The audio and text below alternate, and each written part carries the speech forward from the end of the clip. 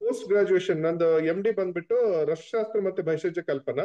ರಸಶಾಸ್ತ್ರ ಭೈಷಜ್ಯ ಕಲ್ಪನಾದಲ್ಲಿ ಎಲ್ಲ ಔಷಧಿಗಳನ್ನ ಹೇಗ್ ಮಾಡೋದು, ಯಾವ ರೀತಿ ಭಸ್ಮಗಳ ತಯಾರಿಕೆ, ಯಾವ ರೀತಿ ಕಷಾಯಗಳ ತಯಾರಿಕೆ, ಟೋಟಲ್ ಆಗಿ ಔಷಧಿಗಳ ನಿರ್ಮಾಣ ಮತ್ತೆ ಅದನ್ನ ಉಪಯೋಗ ಹೇಗ್ ಮಾಡೋದಂತ ಅದರಲ್ಲಿ ನಂದು ಪೋಸ್ಟ್ ಗ್ರಾಜುಯೇಷನ್ ಆಗಿದೆ, ಅಂದ್ರೆ MD ಆಗಿದೆ. ಅದ್ರ ನಂತರ ನಾನು ರಿಸರ್ಚ್ ವರ್ಕ್ ಅಲ್ಲಿ ಅಂದ್ರೆ ಮಾಲಿಕ್ಯುಲರ್ ಬಯಾಲಜಿ, ಅಂದ್ರೆ ಒಂದು ರಕ್ತ ಅಥವಾ ಯಾವುದೇ ಒಂದು ನೀವು ದೇಹದಲ್ಲಿರುವಂತಹ ಒಂದು ರಕ್ತ ಅಥವಾ ಏನೇ ಒಂದು ತಗೊಳ್ಳಿ, ಅದನ್ನ ಒಂದು ಲಕ್ಷ ಕಣಗಳಿಗೆ ಒಡೆದಾಗ ಸಿಗೋದನ್ನ ನಾವು ಮಾಲಿಕ್ಯುಲರ್ ಬಯಾಲಜಿ ಅಂತ ಹೇಳ್ತೀವಿ. ಆ ಮಾಲಿಕ್ಯುಲರ್ ಬಯಾಲಜಿಯಲ್ಲಿ ನಂದು ರಿಸರ್ಚ್ ಆಗಿದೆ. ಅದು ಬಿಟ್ಟರೆ ವಂಶವಾಹಿನಿಗಳು, ಜೆನೆಟಿಕ್ಸ್ ಅಂತ ಹೇಳ್ತೀವಿ. ಆ ಜೆನೆಟಿಕ್ಸ್ ಮೇಲೆ ನಾನು ನನ್ನದೇ ಆದ ಒಂದು ಸಂಶೋಧನೆ ಅಥವಾ ರಿಸರ್ಚ್ ನ ಕಂಡಕ್ಟ್ ಮಾಡಿದೀವಿ. ಅದಾದ್ಮೇಲೆ ಎಲ್ಲಾ ರೀತಿ ಎಮರ್ಜೆನ್ಸಿಯಲ್ಲಿ ಮತ್ತೆ ಕ್ರಾನಿಕ್ ಪೇಷಂಟ್ ಎಲ್ಲಾ ರೀತಿಯಿಂದನೂ, ಎಲ್ಲಾ ಒಂದು ಸಿಂಪಲ್ ನೆಗಡಿಯಿಂದ ಕ್ಯಾನ್ಸರ್ ತನನು ನಾನು ಮತ್ತೆ ನಮ್ಮ ಟೀಮ್ ಕೂಡ್ಕೊಂಡು ನಾವು ಟ್ರೀಟ್ಮೆಂಟ್ ಮಾಡ್ತೀವಿ. ಎಲ್ಲಿ ಆಯುರ್ವೇದ ಯಾವ ರೀತಿ ಯೂಸ್ ಮಾಡ್ಕೋಬಹುದು, ಯಾವ ರೀತಿ ಯೂಸ್ ಆಗಲ್ಲ, ಎಲ್ಲಿ ನಮ್ದು ಸ್ಕೋಪ್ ತುಂಬಾ ಚೆನ್ನಾಗಿದೆ, ಎಲ್ಲಿ ಸ್ಕೋಪ್ ಚೆನ್ನಾಗಿಲ್ಲ, ಅದ್ರ ಬಗ್ಗೆ ಈ ಒಂದು ಲಾಸ್ಟ್ 17 ವರ್ಷದಲ್ಲಿ ದೇವ್ರ ಕೃಪೆಯಿಂದ ಒಂದು ಲೆವೆಲ್ಗೆ ಐಡಿಯಾ ಸಿಕ್ಕಿದೆ ಅಂತ ಹೇಳ್ಕೋಬಹುದು. ಇದು ನನ್ನ ಬ್ರೀಫ್ ಇಂಟ್ರೊಡಕ್ಷನ್. ಅದೇ ಲಾಸ್ಟ್ ಟೈಮ್ ನೀವು ಲ್ಯಾಬ್ಗೆ ಬಂದಾಗ ನಮ್ಗೆ ತುಂಬಾ ವೆರೈಟಿಗಳೆಲ್ಲ ಕಾಣ್ತು. ನನಗಂತೂ ಏನಂದ್ರೆ ನಾರ್ಮಲ್ ಆಗಿ ಮೆಡಿಸಿನ್ಸ್ ನಾವು ನೋಡ್ತೇವೆ, ಬಟ್ ಅದು ಯಾವ ಕ್ರಿಯೇಟ್ ಅಂದ್ರೆ ಯಾವ ರೆಡಿ ಮಾಡಬೇಕು, ನೀವು ತುಂಬಾ ಜನಕ್ಕೆ ಅಲ್ಲಿ ಟೀಚ್ ಮಾಡ್ತಾ ಇದ್ರಿ. ಸೊ ಹಾಗಾಗಿ ನನ್ಗೆ ಅದೇ ತುಂಬಾ ಚೆನ್ನಾಗಿ ಮೆಡಿಸಿನ್ ಮಾಡೋದು ನಾನು ಯಾವತ್ತೂ ನೋಡಿದ್ದಿಲ್ಲ, ನಾರ್ಮಲ್ ಆಗಿ ಬರೀ ಕೇಳಿದ್ವಿ ಅಷ್ಟೇ. ಹಾಗಾಗಿ ಸೊ ನೀವು ಬೇರೆ ಅದರಲ್ಲಿ ಈಗ ಅದನ್ನ ಎಪಿಜೆನೆಟಿಕ್ ಮೆಡಿಸಿನ್ ಅಂತ ಹೇಳ್ತೀವಿ. ಈಗ ನಮ್ಮ ಹತ್ರ ಏನಾಗುತ್ತೆ, ಎಷ್ಟೋ ಜನ ಒಂದು 25-30 ಡಾಕ್ಟರ್ಸ್ ಅವರು ಈಗ ಇದು ನನ್ನ ಪೇಷಂಟ್, ನನಗಿಂತ ಪ್ರಾಬ್ಲಮ್, ಅವ್ರಿಗೆ ನನ್ನ ಪೇಷಂಟ್ ಇಂತ ಪ್ರಾಬ್ಲಮ್ ಇದೆ ಅಂತ ಬಂದಾಗ ಅವ್ರಿಗೆ ಸ್ಪೆಸಿಫಿಕ್ ಆಗಿ ಅವ್ರಿಗಂತಾನೆ ನಾವು ಮೆಡಿಸಿನ್ ಮಾಡಿಕೊಡ್ತೀವಿ. ಅದನ್ನ ಇವತ್ತಿನ ದಿನಗಳಲ್ಲಿ ವೆಸ್ಟರ್ನ್ ಸೈನ್ಸ್ ಅಲ್ಲಿ, ಇವತ್ತಿನ ಪ್ರೆಸೆಂಟ್ ಸಿನಿಯರದಲ್ಲಿ ಅದನ್ನ ಎಪಿಜೆನೆಟಿಕ್ ಮೆಡಿಸಿನ್ ಅಂತ ಹೇಳ್ತೀವಿ. ಅಂದ್ರೆ ಅವರ ಒಂದು ಜೆನೆಟಿಕ್ಸ್, ಅವ್ರಿಗೆ ಅನುಗುಣವಾಗಿ, ಅವ್ರ ಒಂದು ಹೆಲ್ತ್ಗೆ ಅನುಗುಣವಾಗಿ ಅವ್ರಿಗಂತಾನೆ ಮೆಡಿಸಿನ್ ಕ್ರಿಯೇಟ್ ಮಾಡೋದು, ಅದು ಎಪಿಜೆನೆಟಿಕ್. ಆ ಕೆಲಸದಲ್ಲಿ ನಾವು ತುಂಬಾನೇ ನನ್ನ ಮತ್ತೆ ನನ್ನ ಟೀಮ್ ಮುಂದುವರೆದಿದೆ. ಅಂದ್ರೆ ಇದು ನಾನು ಸಂಶೋಧನೆ ಮಾಡಿದ್ದೀನಿ ಅಂತ ಹೇಳ್ಕೊಳ್ಳಲ್ಲ, ಅದು ಆಯುರ್ವೇದ ಬುಕ್ ದಲ್ಲೇ ಇದೆ ಆಲ್ರೆಡಿ. ಸೊ ಅದನ್ನ ನಾವು ಕಾರ್ಯರೂಪಕ್ಕೆ ತರ್ತಿದೀವಿ ಅಷ್ಟೇ.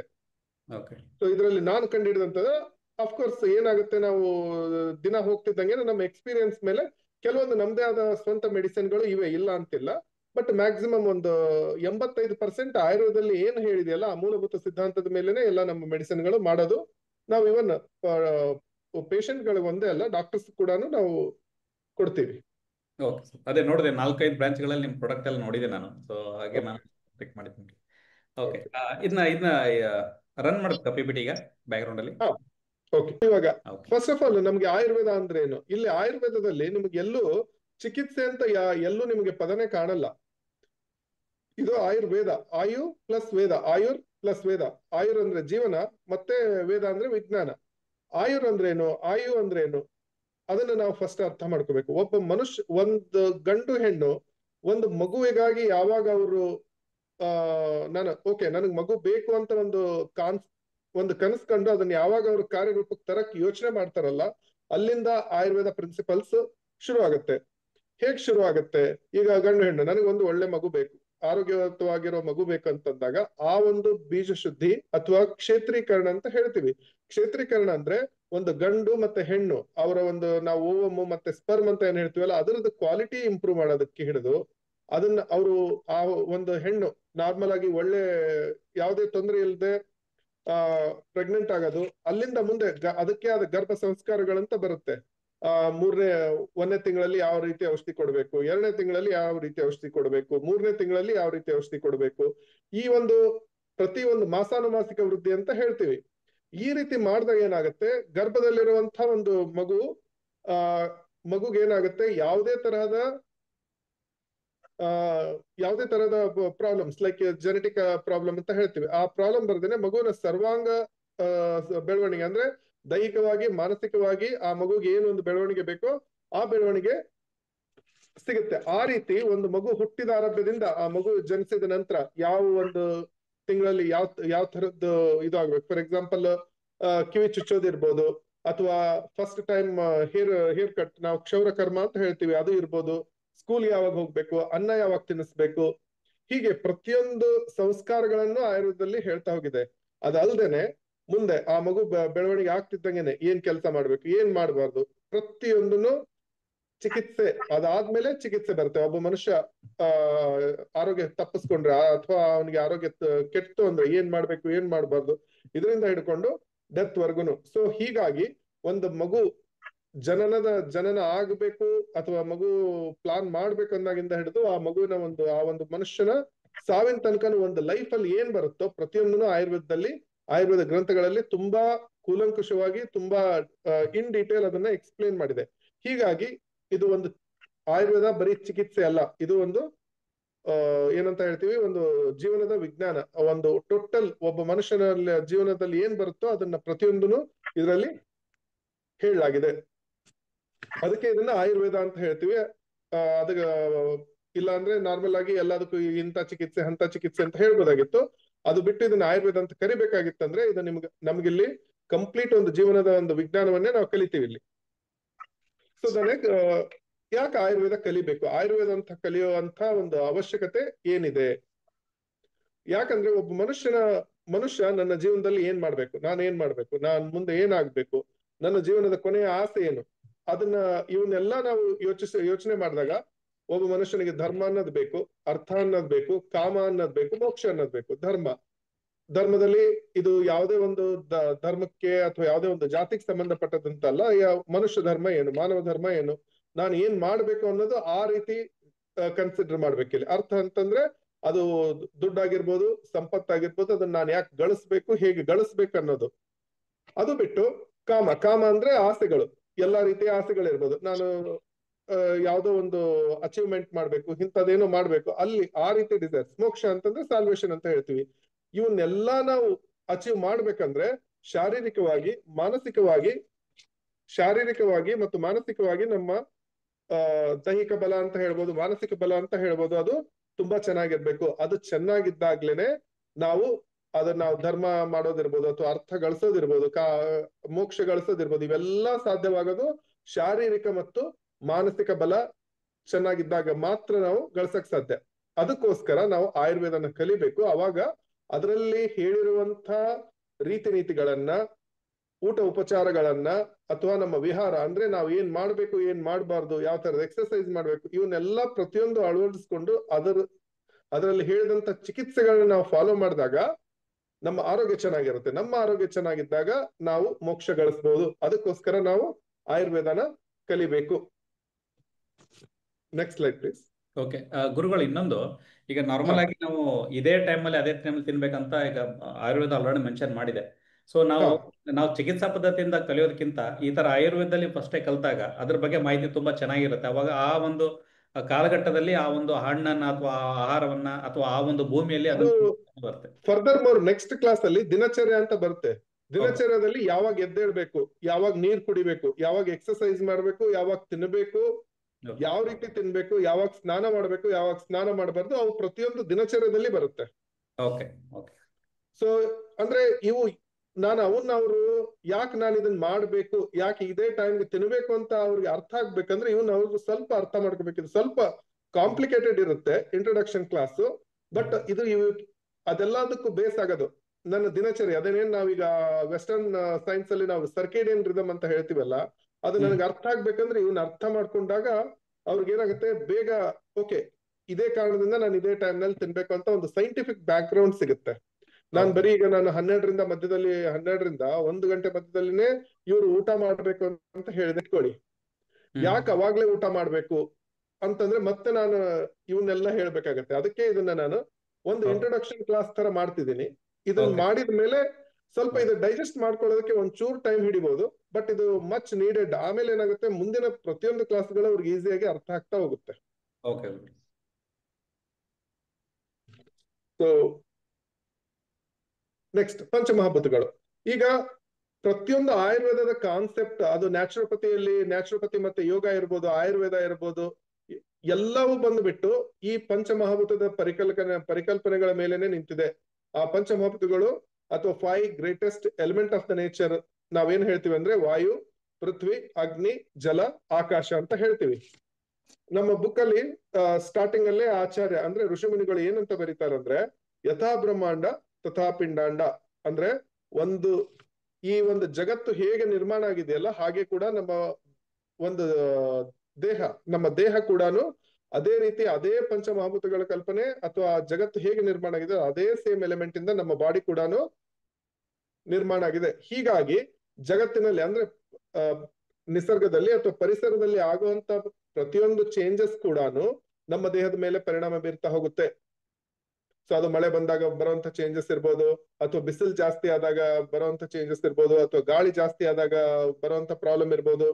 ಇದು ಪ್ರತಿಯೊಂದು ನಿಸರ್ಗದಲ್ಲಿ ಆಗುವಂತ ಚೇಂಜಸ್ ನಮ್ಮ ಬಾಡಿ ಮೇಲೆ ಯಾಕೆ ಆಗುತ್ತೆ ಅಂದ್ರೆ ನಮ್ಮ ದೇಹ ಕೂಡ ಹೇಗೆ ಒಂದು ಪರಿಸರ ಅನ್ನೋದು ಪಂಚಮಹಾಭೂತಗಳಿಂದ ಆಗಿದೆಯಲ್ಲ ಅದೇ ಒಂದು ಅಂಶಗಳಿಂದ ನಮ್ಮ ದೇಹ ಕೂಡ ನಿರ್ಮಾಣ ಆಗಿದೆ.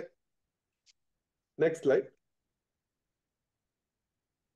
ಸೊ ಅದೇ ಒಂದು ಪಂಚಮಹಾಭೂತಗಳ ಕಾಂಬಿನೇಷನ್ ಮತ್ತೆ ರೀಕಾಂಬಿನೇಷನ್ ಇಂದ ಈ ತ್ರಿದೋಷಗಳಂತ ಶುರು ಆಗುತ್ತೆ. ಇಲ್ಲಿಂದ ನಿಮಗೆ ಇದು ತುಂಬಾ ಇಂಪಾರ್ಟೆಂಟ್. ವಾತ ಪಿತ್ತ ಕಫ ಈ ಮೂರು ಕೂಡ ಆಯುರ್ವೇದದ ಅವಿಭಾಜ್ಯ ಅಂಗ. ಇದು ವಾತ ಪಿತ್ತ ಕಫ ಇಲ್ಲದೆ ನಾವು ಯಾವುದೇ ಒಂದು ಆಯುರ್ವೇದ ಕಾನ್ಸೆಪ್ಟ್ ಗಳನ್ನು ನಾವು ಅರ್ಥ ಮಾಡ್ಕೊಳಕ್ ಆಗದೇ ಇಲ್ಲ. ಸೊ ವಾತ ಅಂದ್ರೆ ಏರ್, ಗಾಳಿ ಮತ್ತೆ ಆಕಾಶ ತತ್ವ, ವಾಯು ಮತ್ತೆ ಆಕಾಶ ತತ್ವದ ಕಾಂಬಿನೇಷನ್ ಇಂದ ವಾತ ಆಗುತ್ತೆ. ಪಿತ್ತ ಆ ಅಗ್ನಿ ಮತ್ತೆ ಜಲತತ್ವ. ಆಮೇಲೆ ಕಫ ಬಂದ್ಬಿಟ್ಟು ಭೂಮಿ ಮತ್ತೆ ಆ ಇದು ಏನಂತಾರೆ ಜಲತತ್ವ. ಈ ಎರಡು ಕಾಂಬಿನೇಷನ್ ಇಂದ ಒಂದೊಂದು ವಾತ ಪಿತ್ತ ಕಫ ಆಗುತ್ತೆ. ವಾತ ನಮ್ಮ ದೇಹದಲ್ಲಿ ವಾತದ ಅದರದೇ ಆದ ಒಂದು ಕೆಲಸಗಳಿದೆ. ಏನಪ್ಪಾ ಅಂದ್ರೆ ವಾತ ಬ್ಲಡ್ ಸರ್ಕ್ಯುಲೇಷನ್ ಮಾಡುತ್ತೆ, ಲಿಂಫ್ ಸರ್ಕ್ಯುಲೇಷನ್ ಮಾಡುತ್ತೆ, ಅಂದ್ರೆ ರಕ್ತದ ಸಂಚಾರ, ರಸದ ಸಂಚಾರ. ದೇಹದಲ್ಲಿ ಯಾವುದೇ ಒಂದು ಚಲನವಲನಗಳು, ಅದು ನರ್ವಸ್ ಸಿಸ್ಟಮ್ ಇರ್ಬೋದು ಅಥವಾ ಹೃದಯಕ್ಕೆ ಸಂಬಂಧಪಟ್ಟಂತದ್ದು, ಬ್ರೈನ್ಗೆ ಸಂಬಂಧಪಟ್ಟಂತದ್ದು ಎಲ್ಲಾ ಕೆಲಸಗಳು ಬಂದ್ಬಿಟ್ಟು ವಾತದ ಕೆಲಸ. ಪಿತ್ತದ ಒಂದು ಕೆಲಸ ಬಂದ್ಬಿಟ್ಟು ನಮ್ಮ ದೇಹದಲ್ಲಿ ಏನಂತಾರೆ ಡೈಜೆಷನ್ ಅಂದ್ರೆ ಜೀರ್ಣ. ನಾವು ತಿಂದಂತ ಅನ್ನ ಜೀರ್ಣ ಆಗೋದಿರ್ಬೋದು, ಅದು ಜೀರ್ಣ ಆದಂತ ಅನ್ನ ನಮ್ಮ ದೇಹಕ್ಕೆ ಹೀರುವಿಕೆ ಪ್ರಕ್ರಿಯೆ ಅಂತ ಹೇಳ್ತೀವಲ್ಲ ಅದು ಇರ್ಬೋದು. ಕಣ್ಣಿನ ಕೆಲವೊಂದು ಕೆಲಸಗಳು ಮತ್ತೆ ಚರ್ಮದ ಒಂದು ಕೆಲಸಗಳು ಪಿತ್ತದಿಂದನೇ ಆಗುವಂಥದ್ದು. ಅದು ಬಿಟ್ಟು ಕಫ ಬಂದ್ಬಿಟ್ಟು ನಮ್ಮ ಮಾಂಸಖಂಡಗಳು, ಅಸ್ಥಿ, ಇವೆಲ್ಲಾನು ನಮ್ಮ ಲಿಗಮೆಂಟ್ಸ್, ಟೆಂಡನ್ಸ್ ಅಂತ ಏನ್ ಹೇಳ್ತೀವಲ್ಲ ಅವೆಲ್ಲಾನು ಒಂದು ಕಫದ ಒಂದು ಕಾರ್ಯಗಳು. ಅದು ಬಿಟ್ಟು ಅದರದೇ ಆದ ಮಾನಸಿಕ ಕಾರ್ಯಗಳು ಕೂಡ ಇರುತ್ತೆ. ವಾತದ ಮಾನಸಿಕ ಕೆಲಸ ಏನು, ಪಿತ್ತದ ಮಾನಸಿಕ ಕೆಲಸ ಏನು, ಓಕೆ ಈಗ ಹೇಳ್ತೀನಿ. ಪಿತ್ತ ಒಂದು ಜಾಸ್ತಿ ಇರುವಂತಹ ಮನುಷ್ಯನಲ್ಲಿ ಬೇಗ ಕೋಪ ಬರುತ್ತೆ, ಬೇಗ ಅವನು ಶಾಂತ ಆಗ್ತಾನೆ, ಹಾಗೆ ಅವನ ಆಲೋಚನಾ ಶಕ್ತಿ ಚೆನ್ನಾಗಿರುತ್ತೆ. ಹೀಗೆ ಇದರದೇ ಆದ ಒಂದು ಮಾನಸಿಕ ಒಂದು ಗುಣಗಳು ಕೂಡ ವಾತ ಪಿತ್ತ ಕಫಕ್ಕಿರುತ್ತೆ. ಸೊ ಇದು ಮೇನ್ ಆಗಿ ಇವನ್ನ ತ್ರಿದೋಷಗಳಂತ ಹೇಳ್ತೀವಿ, ಅಥವಾ ವಾತ ಪಿತ್ತ ಕಫ. ಇವು ಆಯುರ್ವೇದದ ಅವಿಭಾಜ್ಯ ಅಂಗ. ಇದನ್ನ ನೀವು ಮನಸ್ಸಿನಲ್ಲಿ ಇಟ್ಕೊಂಡು ಇದನ್ನ ಅರ್ಥ ಮಾಡ್ಕೊಂಡ್ರೆ ಮುಂದಿನ ಕ್ಲಾಸ್ಗಳು ನಿಮ್ಗೆ ತುಂಬಾ ಬೇಗ ಅರ್ಥ ಆಗುತ್ತೆ. ಗುರುಗಳು ನೆಕ್ಸ್ಟ್ ಸ್ಲೈಡ್. ಒಂದು ಈ ತ್ರಿದೋಷದಲ್ಲಿ ವಾತಪಿತ್ತ ಕಫ ಬರುತ್ತಲ್ಲ, ಈಗ ಮನುಷ್ಯ ನೋಡಿದಾಗ ಅದರದ್ದು ಅವನು ದೇಹದ ಆಕಾರ ನೋಡಿ ಹೇಳ್ಬೋದಾ ನಾವು ವಾತಪಿತ್ತ ಕಫ ಇದೆ ಅಂತ? ಹೌದು, ಅದು ಏನಾಗುತ್ತೆ, ವಾತದ ಪರ್ಸನ್ ಹೇಗೆ ಇರ್ತಾನೆ ಅಂತ ಇರುತ್ತೆ. ಅದು ಪ್ರಕೃತಿ ಅಂತ ಬರುತ್ತೆ ಮುಂದೆ ಕಾನ್ಸೆಪ್ಟ್ ಅಲ್ಲಿ. ಆ ಆ ಮನುಷ್ಯ, ವಾತಿಕ ಮನುಷ್ಯ, ಅದರಲ್ಲಿ ಪ್ರಕೃತಿ ಅಂದ್ರೆ ಏನು, ಅದು ತುಂಬಾ ಕಾಂಪ್ಲೆಕ್ಸ್ ವಿಚಾರ. ಏನಂದ್ರೆ ಈಗ ಈ ಮನುಷ್ಯ ಕಫಪಿತ್ತ ಅಂತ ಹೇಳಿದ್ರೆ ಅದು ಒಂದು ಜೆನೆಟಿಕ್ಸ್. ಅದು ಜೆನೆಟಿಕ್ಸ್ ಅಂದ್ರೆ ವಂಶವಾಹಿನಿಗಳು. ವಾತಪಿತ್ತ ಕಫ ಯಾರು ಅರ್ಥ ಮಾಡ್ಕೊಂತಾರ ಆ ಮನುಷ್ಯನ ಒಂದು ಜೆನೆಟಿಕ್ ಟೆಸ್ಟ್ ಮಾಡಿದಷ್ಟೇ ಅವ್ರಿಗೆ ಅರ್ಥ ಆಗುವಂತ ಕೆಪಾಸಿಟಿ ಬರುತ್ತೆ. ಓಕೆನಾ? ಈಗ ನೀವು ಕೇಳಿದ ಕ್ವಶನ್, ವಾತದ ಪರ್ಸನ್ ಹೇಗಿರ್ತಾನೆ ಅಂದ್ರೆ ಅವನು ತುಂಬಾ ಎತ್ತರವಾಗಿರ್ತಾನೆ, ಇಲ್ಲ ತುಂಬಾ ತೀರಾ ಗಿಡ್ಡವಾಗಿರ್ತಾನೆ, ತುಂಬಾ ತೆಳ್ಳಗಿರ್ತಾನೆ. ಅವನ ಜಾಯಿಂಟ್ಗಳು, ಈಗ ಅವನ ಕಾಲುಗಳು ಸಣ್ಣ ಇರುತ್ತೆ, ಬಟ್ ಮೊಣಕಾಲೇ ತುಂಬಾ ದಪ್ಪ ಕಾಣಿಸ್ತಿರುತ್ತೆ. ಜಾಯಿಂಟ್ ಸಂಧಿಗಳೇನಿರುತ್ತಲ್ಲ ಅವನು ತುಂಬಾ ದೊಡ್ಡದಾಗಿ ಕಾಣಿಸ್ತಿರುತ್ತೆ. ಕೂದಲುಗಳಷ್ಟು ಸರಿಯಾಗಿ ಡಿಸ್ಟ್ರಿಬ್ಯೂಟ್ ಆಗಿರಲ್ಲ, ತುಂಬಾ ರಫ್ ಆಗಿರುವಂತ ಹೇರ್ ಇರುತ್ತೆ. ಹೀಗೆ ಒಂದು ಕೂದಲಿಂದ, ತಲೆಯಿಂದ ಹಿಡಿದು ಕಾಲಿನ ಹೆಬ್ಬೆಟ್ಟಿನವರೆಗೂ ದೈಹಿಕ ಗುಣಗಳು ಮತ್ತೆ ಮಾನಸಿಕ ಗುಣಗಳನ್ನ ತುಂಬಾ ಕ್ಲಿಯರ್ ಆಗಿ ಬುಕ್ಸ್ ಅಲ್ಲಿ ಬರೆದಿದೆ. ಹಾಗೆ ಪಿತ್ತ ಪ್ರಕೃತಿ ಅಂತ ಮನುಷ್ಯ ಹೇಗ್ ಕಾಣ್ತಾನೆ, ಕಫದ ಪರ್ಸನ್ ಹೇಗಿರುತ್ತೆ, ಇವೆಲ್ಲ ಇರುತ್ತೆ ಬುಕ್ಸ್ ಅಲ್ಲಿ. ಬಟ್ ಅದು ಬಿಟ್ಟು ನಿಮ್ಗೆ ಏನಾಗುತ್ತೆ, ಬರೀ ವಾತದ ಪರ್ಸನ್ ಸಿಗೋದು ತುಂಬಾ ಕಷ್ಟ. ಅವನು ವಾತ ಕಫದ ಕಾಂಬಿನೇಷನ್ ಇರ್ಬೋದು, ವಾತ ಮತ್ತೆ ಪಿತ್ತದ ಕಾಂಬಿನೇಷನ್ ಇರ್ಬೋದು, ಹೀಗೆ ಬೇರೆ ಬೇರೆ ಒಂದು ಕಾಂಬಿನೇಷನ್ ಅಲ್ಲಿ ಸಿಗ್ತಾರೆ. ಹೀಗಾಗಿ ನಾವು ಸರಿಯಾಗಿ ಅಸೆಸ್ ಮಾಡ್ಬೇಕು, ಯಾವ ಗುಣಗಳು ಜಾಸ್ತಿ ಇದೆ, ಯಾವ ಗುಣಗಳು ಕಡಿಮೆ ಇದೆ, ಇವನ್ನೆಲ್ಲ ಮಾಡ್ಕೊಂಡು ಪರ್ಮುಟೇಷನ್ ಅಂಡ್ ಕಾಂಬಿನೇಷನ್ ತರ ಮಾಡ್ಕೊಂಡು ಒಂದು ಸರಾಸರಿ ಲೆಕ್ಕ ತೆಗೆದು ಅವನು ಯಾವ ಒಂದು ಕೆಟಗರಿಗೆ ಸೇರ್ತಾನೆ. ಬರೀ ನೋಡೋದೊಂದೇ ಅಲ್ಲ, ಅವನು ಆಹಾರದ ತಿನ್ನುವಂತ ಕೆಪಾಸಿಟಿ ಎಷ್ಟು, ಹೇಗೆ ಜೀರ್ಣ ಆಗುತ್ತೆ, ಯಾವ ರೀತಿ ಅವನು ಸ್ವೆಟ್ ಆಗ್ತಾನೆ, ಅವನ ಮಾನಸಿಕ ಗುಣಗಳು ಏನಿದೆ, ಇವನ್ನೆಲ್ಲ ಪ್ರತಿಯೊಂದು ತುಂಬಾ ಡಿಟೇಲ್ ಆಗಿ ತಗೊಂಡಾಗ ನಾವು ಒಂದು ಪ್ರಕೃತಿ ಅನ್ನೋದನ್ನ ಹೇಳ್ಬೋದು. ಓಕೆ, ಈಗ ಅದು ಮತ್ತೆ ಇದು ಸ್ವಲ್ಪ ಜಾಸ್ತಿ ಇನ್ಫಾರ್ಮೇಶನ್ ಕೊಡ್ತಿದ್ದೀನಿ, ಬಟ್ ಇದು ನಿಮ್ಗೆ ತುಂಬಾ ಯೂಸ್ ಆಗುತ್ತೆ ಮುಂದಿನ ಕ್ಲಾಸ್ಗಳನ್ನ ಅರ್ಥ ಮಾಡ್ಕೊಳ್ಳೋದಕ್ಕೆ. ಈಗ ವಾತ ಪಿತ್ತ ಕಫನ ಮತ್ತೆ 5 ತರ ಡಿವೈಡ್ ಮಾಡ್ತಾರೆ. ವಾತದಲ್ಲಿ ಪ್ರಾಣವಾತ ಅಂತ ಇರುತ್ತೆ, ಇದನ್ನ ತುಂಬಾ ಜನ ಕೇಳಿರ್ತೀರಾ, ತುಂಬಾ ಒಂದು ನಮ್ಮ ಪುರಾಣ ಪುಣ್ಯಕಥೆಗಳಲ್ಲಿ, ವೇದಗಳಲ್ಲಿ, ಇವನ್ ತುಂಬಾ ಹಾಡುಗಳಲ್ಲಿ ಕೂಡ ಬರುತ್ತೆ. ಈಗ ವಾತ ಅನ್ನೋದನ್ನ 5 ಡಿವೈಡ್ ಮಾಡ್ತಾರೆ. ಪ್ರಾಣವಾತ ಅಂತ ಇದೆ, ಪ್ರಾಣವಾತ ತಲೆಯಲ್ಲಿ ಕೂತ್ಕೊಂಡ್ಬಿಟ್ಟು brain and nervous system function ಎಲ್ಲ ಮಾಡುತ್ತೆ. ವ್ಯಾನವಾತ ಗಂಟ್ಲಲ್ಲಿ ಕೂತ್ಕೊಂಡ್ಬಿಟ್ಟು ಇದನ್ನ ಗಂಟ್ಲಿಗೆ ಸಂಬಂಧಪಟ್ಟಂತಹ ಎಲ್ಲಾ ಕೆಲಸ ಮಾಡುತ್ತೆ. ಉದಾನವಾತ ನಮ್ಮ ಲಂಗ್ಸ್ ಮತ್ತೆ ಹಾರ್ಟ್ ಅಲ್ಲಿ ಇದ್ಬಿಟ್ಟು ಲಂಗ್ಸ್ ಮತ್ತೆ ಹಾರ್ಟ್ ಫಂಕ್ಷನ್ ಮಾಡುತ್ತೆ. ಸಮಾನವಾತ ಅನ್ನೋದು ನಮ್ಮ ಹೊಟ್ಟೆಯಲ್ಲಿ ಇದ್ಬಿಟ್ಟು ಡೈಜೆಷನ್ ಗೆ ಸಂಬಂಧಪಟ್ಟಿದ ಕೆಲಸ ಮಾಡುತ್ತೆ. ಅಪಾನವಾತ ಅನ್ನೋದು ನಮ್ಮ ಹೊಕ್ಕಳು ಕೆಳಗಡೆ ಇರುವಂತಹ ಸ್ಥಾನದಲ್ಲಿ ಇದ್ದು ಅವೆಲ್ಲ, ಈಗ ಅದು ಮಲಮೂತ್ರ ವಿಸರ್ಜನೆ ಇರ್ಬೋದು, ಹೆಂಗಸರಲ್ಲಿ ಪಿರಿಯಡ್ಸ್ ಇರ್ಬೋದು, ಅಥವಾ ಡೆಲಿವರಿ ಇರ್ಬೋದು, ಪ್ರತಿಯೊಂದು ಜೆನಿಟೋ ಯೂರಿನರಿ ಫಂಕ್ಷನ್ ಅಂತ ಹೇಳ್ತೀವಿ. ಇದೆಲ್ಲಾನು ವಾತದ ಈ ಬೇರೆ ಬೇರೆ 5 ವಿಭಾಗಗಳು ನೋಡ್ಕೊಂಡು ಹೋಗುತ್ತೆ. ಅದೇ ರೀತಿ ಪಿತ್ತ ಮತ್ತೆ ಕಫ ತಮ್ಮದೇ ಆದ ಒಂದು ಫಂಕ್ಷನ್ ಮಾಡುತ್ತೆ. ಇವು ವಾತನ 5 ಆಗಿ ಮತ್ತೆ ನಾವು ಡಿವೈಡ್ ಮಾಡ್ತಾ ಹೋಗ್ತೀವಿ. Okay, next. ಓಕೆ, ತ್ರಿದೋಷ ಸ್ಥಾನಗಳು ಅಂತ ಹೇಳ್ತೀವಿ. ತ್ರಿದೋಷಗಳು ಎಲ್ಲೆಲ್ಲಿರುತ್ತೆ? ವಾತದ ಮೇನ್ ಒಂದು ಸ್ಥಾನ ಬಂದ್ಬಿಟ್ಟು ಹೊಕ್ಕಳ ಕೆಳಗಡೆ, ಅಂಬಿಲಿಕಸ್ ಕೆಳಗಡೆ, ಪೆಲ್ವಿಕ್ ಏರಿಯಾ ಅಂತ ಹೇಳ್ತೀವಿ. ಆ ಶ್ರೋಣಿ ಅಂತ ಹೇಳ್ತೀವಿ. ಶ್ರೋಣಿಯಲ್ಲಿ ವಾತ ಇರುತ್ತೆ. ಪಿತ್ತ ಮಧ್ಯ ಭಾಗದಲ್ಲಿ ಇರುತ್ತೆ. ಕಫ ಎದೆಯಲ್ಲಿ ಚೆಸ್ಟ್ ಅಲ್ಲಿ ಬರುತ್ತೆ. ಈಗ ಎಲ್ಲರಿಗೂ ಒಂದು ಮಿಸ್ಕಾನ್ಸೆಪ್ಷನ್ ಏನಿರುತ್ತೆ, ಕಫ ಅಂದ ತಕ್ಷಣನೇ ನಮ್ಗೆ ಕೆಮ್ಮು ಬಂದಾಗ ಉಗಿಯುವಂತ ಒಂದು ಕಫ, ಅದು ಕಫ ಅಲ್ಲ. ನಮ್ಮ ದೇಹದಲ್ಲಿರುವಂತ ವಾತ, ಪಿತ್ತ, ಕಫ ಇನ್ವಿಸಿಬಲ್ ಸ್ಟೇಟ್ ಅಂತ ಹೇಳ್ತೀವಿ. ಇದು ಕಣ್ಣಿಗೆ ಕಾಣದಿರುವಂತಹ ಒಂದು ಇದನ್ನ ಏನಂತ ಹೇಳ್ತೀವಿ, ಫಿಸಿಯೋಡೈನಮಿಕ್ ಸ್ಟೇಟ್ ಅಂತ ಹೇಳ್ತೀವಿ. ಬರೀ ಅದು ತನ್ನ ಕೆಲಸ ಮಾಡುತ್ತೆ ಹೊರತು ಅದು ನಮ್ಮ ಕಣ್ಣಿಗೆ ಕಾಣಲ್ಲ. ಅಗೇನ್ ಪಿತ್ತ ಅಂದ್ರೆ ದಯವಿಟ್ಟು ಎಲ್ರು ಏನಂತ ಹೇಳ್ತೀವಿ, ನಾವು ಬೆಳಿಗ್ಗೆ ಕೆಲವೊಬ್ರು ನಾಲ್ಗೆ ಕ್ಲೀನ್ ಮಾಡ್ಕೊಳ್ಳೋ ಮುಂಚೆ ಇದು ಬರುತ್ತೆ, ಬೈಲ್ ಜ್ಯೂಸ್ ಬರುತ್ತೆ. ಬೈಲ್ ಜ್ಯೂಸ್ ಇಸ್ ನಾಟ್ ಪಿತ್ತ. ಸೊ ಸರಿನಾ? ಅಂದ್ರೆ ಗಾಲ್ ಬ್ಲಾಡರ್ ಇಂದ ಬರುತ್ತಲ್ಲ ಬೈಲ್ ಜ್ಯೂಸ್ ಅಂತ ಹೇಳ್ತೀವಲ್ಲ, ಅದು ಪಿತ್ತ ಅಲ್ಲ. ಸೊ ವಾತ ಪಿತ್ತ ಕಫ ಇವು ಕಣ್ಣಿಗೆ ಕಾಣದಿರುವಂತ ಇನ್ವಿಸಿಬಲ್ ಸ್ಟೇಟ್ ಅಲ್ಲಿ ಇದ್ಕೊಂಡು ತನ್ನ ಕೆಲಸ ಕಾರ್ಯಗಳನ್ನ ಮಾತ್ರ ಮಾಡ್ತಾ ಹೋಗುತ್ತೆ.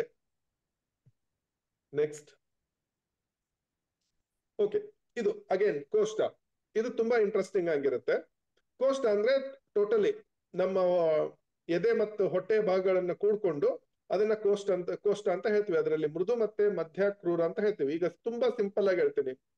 ಮೃದು ಕೋಷ್ಟ ಇದ್ದವರು ಯಾರಾದ್ರೂ ಹೇಳ್ತಿರ್ತಾರೆ ನೋಡಿ, ಇವಾಗ ನಾನು ಒಂದ್ 2 ಗ್ಲಾಸ್ ಹಾಲು ಕುಡಿದ್ಬಿಟ್ರೆ ಸಾಕಪ್ಪ, ನನಗೆ ಲೂಸ್ ಮೋಷನ್ ಆಗೋಗುತ್ತೆ ಅಂದ್ರೆ ಅವ್ರದ್ದು ಮೃದು ಕೋಷ್ಟ. ಅಪ್ ಟು 2 ರಿಂದ 3 ಗ್ಲಾಸ್ ಹಾಲು ಕುಡಿದು ನಂಗೆ ಏನಾಗಲ್ಲ ಅನ್ನೋರು ಮಧ್ಯ ಕೋಷ್ಟ. ಈಗ ಕೆಲವೊಬ್ರು ಇರ್ತಾರೆ, ನಾನು ಲೀಟರ್ ಗಟ್ಲೆ ಹಾಲು ಕುಡಿತೀನಿ ನನ್ಗೆ ಏನಾಗಲ್ಲ ಅಂದವರು ಕ್ರೂರ ಕೋಷ್ಟ. ಇದ್ರಲ್ಲೂ ಕೂಡ ಮೃದು ಕೋಷ್ಟ ಅನ್ನೋದು ಪಿತ್ತದ ಒಂದು, ಪಿತ್ತ ಯಾರಿಗೆ ಜಾಸ್ತಿ ಇರುತ್ತೋ ಅವ್ರದ್ದು ಮೃದು ಕೋಷ್ಟ ಇರುತ್ತೆ. ಮಧ್ಯಮ ಕೋಷ್ಟ ಕಫದಿಂದ ಆಗುತ್ತೆ. ಕ್ರೂರ ಕೋಷ್ಟ ವಾತದಿಂದ ಆಗುತ್ತೆ. ಹೀಗೆ ಪ್ರತಿಯೊಂದಕ್ಕೂ ಎಲ್ಲ ನಮ್ಮದ ಏನಂತ ಹೇಳ್ಬೇಕಂದ್ರೆ ನಮ್ಮ ದೇಹದಲ್ಲಿರುವಂತ ಒಂದು ಪ್ರತಿಯೊಂದು ಒಂದು ಅಣುವಿನಿಂದ ಹಿಡ್ಕೊಂಡು ಏನೇ ಹೇಳಿದ್ರು ಅದರಲ್ಲಿ ಪ್ರತಿಯೊಂದರಲ್ಲೂ ವಾತ ಪಿತ್ತ ಕಫ ಅನ್ನೋದು ಇದ್ದೇ ಇರುತ್ತೆ. ಸೊ ಅದಕ್ಕೋಸ್ಕರ ಇದು ಎಕ್ಸಾಂಪಲ್. ಈಗ ಹೊಟ್ಟೆಗೆ ಸಂಬಂಧಪಟ್ಟಾಗ ಬಂದಾಗ ಕೂಡ ಅಲ್ಲಿ ವಾತ ಪಿತ್ತ ಕಫ ಅನ್ನೋದಿರುತ್ತೆ. ಅಂದ್ರೇನು, ಮೃದು ಕೋಷ್ಟ ಇದ್ದವರು ಪಿತ್ತ ಜಾಸ್ತಿ ಇರುತ್ತೆ. ಯಾರಲ್ಲಿ ಕಫ ಜಾಸ್ತಿ ಇರುತ್ತೋ ಅವ್ರದ್ದು ಮಧ್ಯಮ ಕೋಷ್ಟ ಇರುತ್ತೆ. ವಾತ ಜಾಸ್ತಿ ಇದ್ದವರಿಗೆ ಕ್ರೂರ ಕೋಷ್ಟ ಇರುತ್ತೆ. ಹಾಗೆ ನೆಕ್ಸ್ಟ್ ಸ್ಲೈಡ್. ಈಗ ಕೋಷ್ಟ ಆದ್ಮೇಲೆ ಧಾತುಗಳು. ಈ ಧಾತುಗಳು ಇದು ಅಗೇನ್ ಹೇಗೆ ಒಂದು ವಾತ ಪಿತ್ತ ಕಫ ಅನ್ನೋದು ದೇಹದಲ್ಲಿ ಒಂದು ಅವಿಭಾಜ್ಯ ಅಂಗನೋ, ಈ ಒಂದು 7 ಒಂದು ಐಟಮ್ಸ್ ಇಂದಾನೆ ನಮ್ಮ ದೇಹ ಆಗುವಂಥದ್ದು.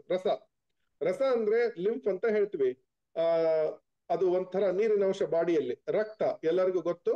ರಕ್ತ ಅಂದ್ರೆ ನಾವು ನೋಡುವಂತ ರಕ್ತ ಅಲ್ಲ, ಆ ರಕ್ತ ಹೇಗೆ ಫಾರ್ಮ್ ಆಗುತ್ತೆ ಅಂದ್ರೆ ತುಂಬಾ ಒಂದು ಏನಂತ ಹೇಳ್ತೀವಿ, ಸೂಕ್ಷ್ಮ ಒಂದು ಏರಿಯಾದಲ್ಲಿ ರಕ್ತ ಹೇಗೆ ಉತ್ಪತ್ತಿ ಆಗುತ್ತೆ ಅನ್ನೋದನ್ನ ಆ ಒಂದು ಧಾತು ಅಂತ ಕರಿತೀವಿ, ರಕ್ತ ಧಾತು. ಮಾಂಸ ಅಂದ್ರೆ ಮಾಂಸಖಂಡಗಳು. ಮೇದ ಅಂದ್ರೆ ಬಾಡಿಯಲ್ಲಿರುವಂತಹ ಒಂದು ಇದು ಏನು ಫ್ಯಾಟಿನ ಅಂಶ. ಅಸ್ಥಿ ಅಂದ್ರೆ ಎಲ್ಲರಿಗೂ ಗೊತ್ತು ಎಲುಬು.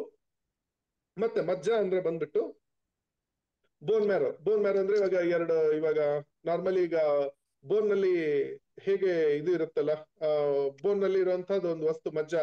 ನಾರ್ಮಲಿ ಈಗ ನಾನ್ ವೆಜ್ ತಿನ್ನೋರ್ಗೆ ಗೊತ್ತಿರುತ್ತೆ ಅದನ್ನ. ಅದು ನಾರ್ಮಲಿ ಬೋನ್ ನ ಕಟ್ ಮಾಡಿ ಸಿಪ್ ಮಾಡ್ತಿರಲ್ಲ, ಅದನ್ನ ಮಜ್ಜ ಅಂತ ಹೇಳ್ತೀವಿ. ಆಕ್ಚುಲಿ ರಕ್ತದ ಕಣಗಳು ಹುಟ್ಟೋದೇ ಮಜ್ಜಾದಿಂದ. ಸೊ ಅದು ಬಿಟ್ಟು ಶುಕ್ರ ಅಂತಂದ್ರೆ ಅದು ಆ, ಏನಂತ ಹೇಳ್ತೀರಿ, ಅದು ಓವಮ್ಮು, ಸೆಮೆನ್ನು, ಇದಕ್ಕೆ ಸಂಬಂಧಪಟ್ಟಂತ ಒಂದು ಮನುಷ್ಯನ ಹುಟ್ಟುವಿನ ಪ್ರಕ್ರಿಯೆಗೆ ಬೇಕಾದಂತ ಹಾರ್ಮೋನಲ್ ಚೇಂಜಸ್ ಅದೇನ್ ಬರುತ್ತೋ ಅದು ಶುಕ್ರದಲ್ಲಿ ಬರುತ್ತೆ. ಈ 7 ಒಂದು ಧಾತುಗಳಿಂದನೇ ನಮ್ಮ ದೇಹ ಆಗುವಂಥದ್ದು. So next slide. ಗುರುಗಳೇ, ಇದು ಧಾತು ಎಷ್ಟು ದಿವಸ ಬೇಕಾಗುತ್ತೆ ಆಗ್ಲಿಕ್ಕೆ, ರಸದಿಂದ ಶುಕ್ರ ಆಗ್ಲಿಕ್ಕೆ? ಒಂದು ರಸದಿಂದ ಒಂದು ರಕ್ತಧಾತು ಆಗ್ಬೇಕಂತಂದ್ರೆ ನಾರ್ಮಲಿ ಪ್ರಕ್ರಿಯೆ ಬಂದ್ಬಿಟ್ಟು ಮಿನಿಮಮ್ ಆಗಿನೂ 42 ಡೇಸ್ ಬೇಕು. 42 ಡೇಸ್ ಬೇಕು. ಅದಕ್ಕೆ ಒಂದು ಮಂಡಲ, ನಾವೇನಾದ್ರೂ ಮೆಡಿಸಿನ್ ಕೊಡ್ಬೇಕಂದ್ರೂ ಅದಕ್ಕೆ 1 ಮಂಡಲ, 2 ಮಂಡಲ, 3 ಮಂಡಲ ಅಂತ ಹೇಳ್ತೀವಿ. ಇವನ್ ಅರ್ಧ ಮಂಡಲ ಅಂತ ಹೇಳ್ತೀವಿ. ಸೊ ಒಂದೊಂದು ಧಾತುಗಳ ಉತ್ಪತ್ತಿಗೂ ಅದರದೇ ಆದ ಕ್ಷೀರದಧಿ ನ್ಯಾಯ ಅಂತ ಇರುತ್ತೆ. ಕ್ಷೀರದಧಿ ನ್ಯಾಯ ಅಂದ್ರೆ ಏನು?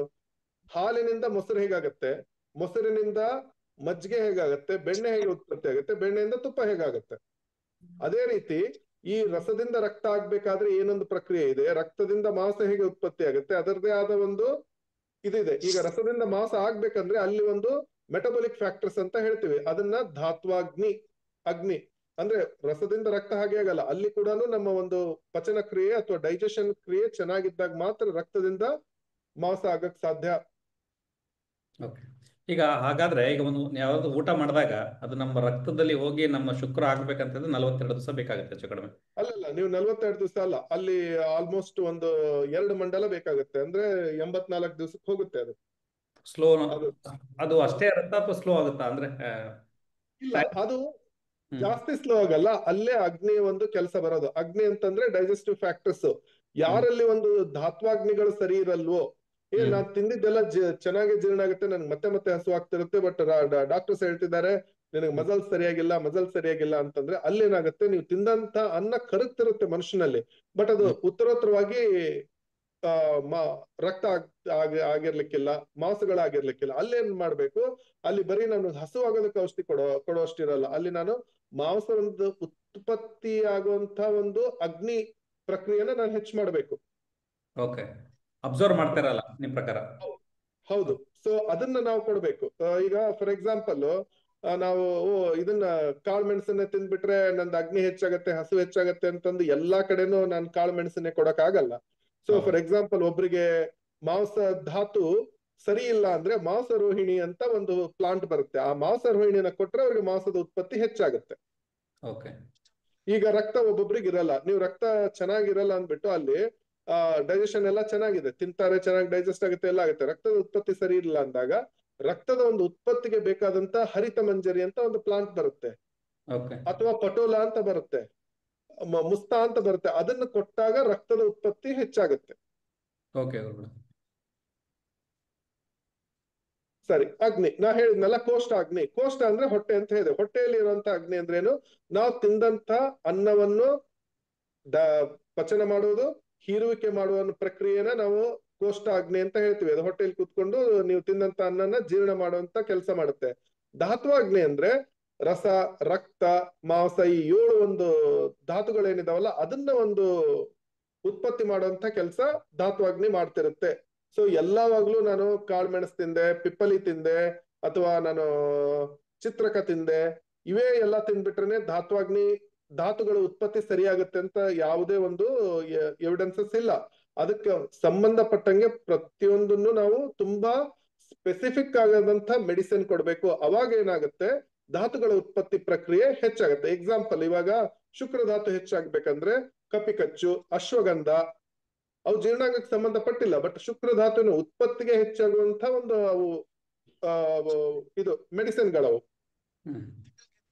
ಸೊ ಹೀಗೆ ಯಾಕೆ ನಾ ಹೇಳ್ತಿದ್ದೀನಿ ಅಂದ್ರೆ, ಎಲ್ಲರೂ ಬೇರೆ ಬೇರೆ ನ್ಯಾಚುರೋಪತಿಯಿಂದ ಇರ್ಬೋದು ಅಥವಾ ನೀವು ಅಕ್ಯುಪಂಕ್ಚರ್ ವೇದಿಂದ ಇರ್ಬೋದು, ಎಲ್ಲರೂ ಒಂದು ಮೆಡಿಕಲ್ ಅಲ್ಲಿ ನೀವು ಕನೆಕ್ಟ್ ಆಗಿದ್ದೀರಾ. ಅದಕ್ಕೋಸ್ಕರ ನಾನು ಒಂಚೂರು ಡೀಪ್ ಅಲ್ಲಿ ಹೇಳ್ತಿದ್ದೀನಿ. ನಿಮ್ಗೆ ಏನಾಗುತ್ತೆ, ಬರ್ತಾ ಬರ್ತಾ ಫರ್ದರ್ ಇದು ತುಂಬಾ ನಿಮ್ಗೆ ಕ್ಯಾಚ್ ಆಗ್ತಾ ಹೋಗುತ್ತೆ. ಈ ಒಂದು ಪವರ್ ಪಾಯಿಂಟ್ ಎಲ್ಲರೂ ಸೇವ್ ಮಾಡಿ ಇಟ್ಕೊಂಡ್ರೆ ಅದನ್ನ ಅವ್ರು ಕಂಪೇರ್ ಈಸಿಯಾಗಿ ಮಾಡ್ಬೋದು. ಗುರುಗಳೇ ಮತ್ತೊಂದು, ಈಗ ನಾರ್ಮಲ್ ಆಗಿ ಯಾವುದೇ ಒಂದು ಮೆಡಿಸಿನ್ ಕೊಡಬೇಕಾದ್ರೂ ಕೂಡ ಪಥ್ಯನ ಮಾಡ್ತಾರೆ. ಈಗ ನ್ಯಾಚುರೋಪತಿ ಹಾಸ್ಪಿಟಲ್ಗೆ ಹೋದ್ರೆ ಅವ್ರು ಫಸ್ಟ್ ಮಾಡಿಸೋದೇ ಉಪವಾಸ. ಉಪವಾಸ, ನೀರು, ಕ್ಲೆನ್ಸಿಂಗ್ ಮಾಡ್ತಾರೆ. ಕ್ಲೆನ್ಸಿಂಗ್ ಆದಾಗ ಈ ಮೆಡಿಸಿನ್ಗಳು ಜಾಸ್ತಿ ಎಫೆಕ್ಟ್ ಜಾಸ್ತಿ ಆಗುತ್ತೆ ಅನ್ಕೋತೀನಿ. ಅದು ಸತ್ಯನ ಗುರುಗಳೇ? ಹೌದು. ಏನಾಗುತ್ತೆ ನೋಡಿ, ಉಪವಾಸ ಅನ್ನೋದ್ರಲ್ಲಿನೂ ತುಂಬಾ ವೆರೈಟಿ ಇದೆ. ಆಯುರ್ವೇದದ ಪ್ರಕಾರ ಉಪವಾಸದಲ್ಲಿ ಆಲ್ಮೋಸ್ಟ್ 11 ವೆರೈಟಿ ಉಪವಾಸ ಬರುತ್ತೆ. ಹ್ಮ್ ನೀವು ಬರೀ ನೀರು ಕುಡಿತಿದ್ದೀರಾ, ಅಥವಾ ಬರೀ ನೀವು ಏನು ನೀರು ಇಲ್ಲ, ಆಹಾರನೂ ಇಲ್ಲ, ಬರೀ ಸೂರ್ಯನ ಬಿಸಿಲ್ ಕೊಡ್ತಿದ್ದೀರಾ. ಹ್ಮ್ ಸೊ ಅಲ್ಲಿಂದ ಹಿಡಿದ್ಬಿಟ್ಟು ನೀವು ಯಾವಾಗ ಒಂದು ಉಪವಾಸ ಮಾಡಿದಾಗ ಏನಾಗುತ್ತೆ ಅಂದ್ರೆ, ನಮ್ಮ ಸೆಲ್ಸ್ ಅಂದ್ರೆ ಜೀವಕೋಶಗಳಂತ ಏನ್ ಹೇಳ್ತೀವಲ್ಲ, ಆ ಜೀವಕೋಶಗಳಲ್ಲಿ ಇರುವಂತ ಫ್ರೀ ರ್ಯಾಡಿಕಲ್ಸ್ ಅಥವಾ ಟಾಕ್ಸಿನ್ಸ್ ಅಂತ ಏನ್ ಹೇಳ್ತೀವಿ, ಅವು ಕಡಿಮೆ ಆಗ್ತಾ ಹೋಗುತ್ತೆ. ಅದು ಒಂದು ಮೆಥಡ್ ಇರುತ್ತೆ ಉಪವಾಸ ಮಾಡಕ್ಕೆ. ಅದು under the guidance with doctors one has to do ಉಪವಾಸ.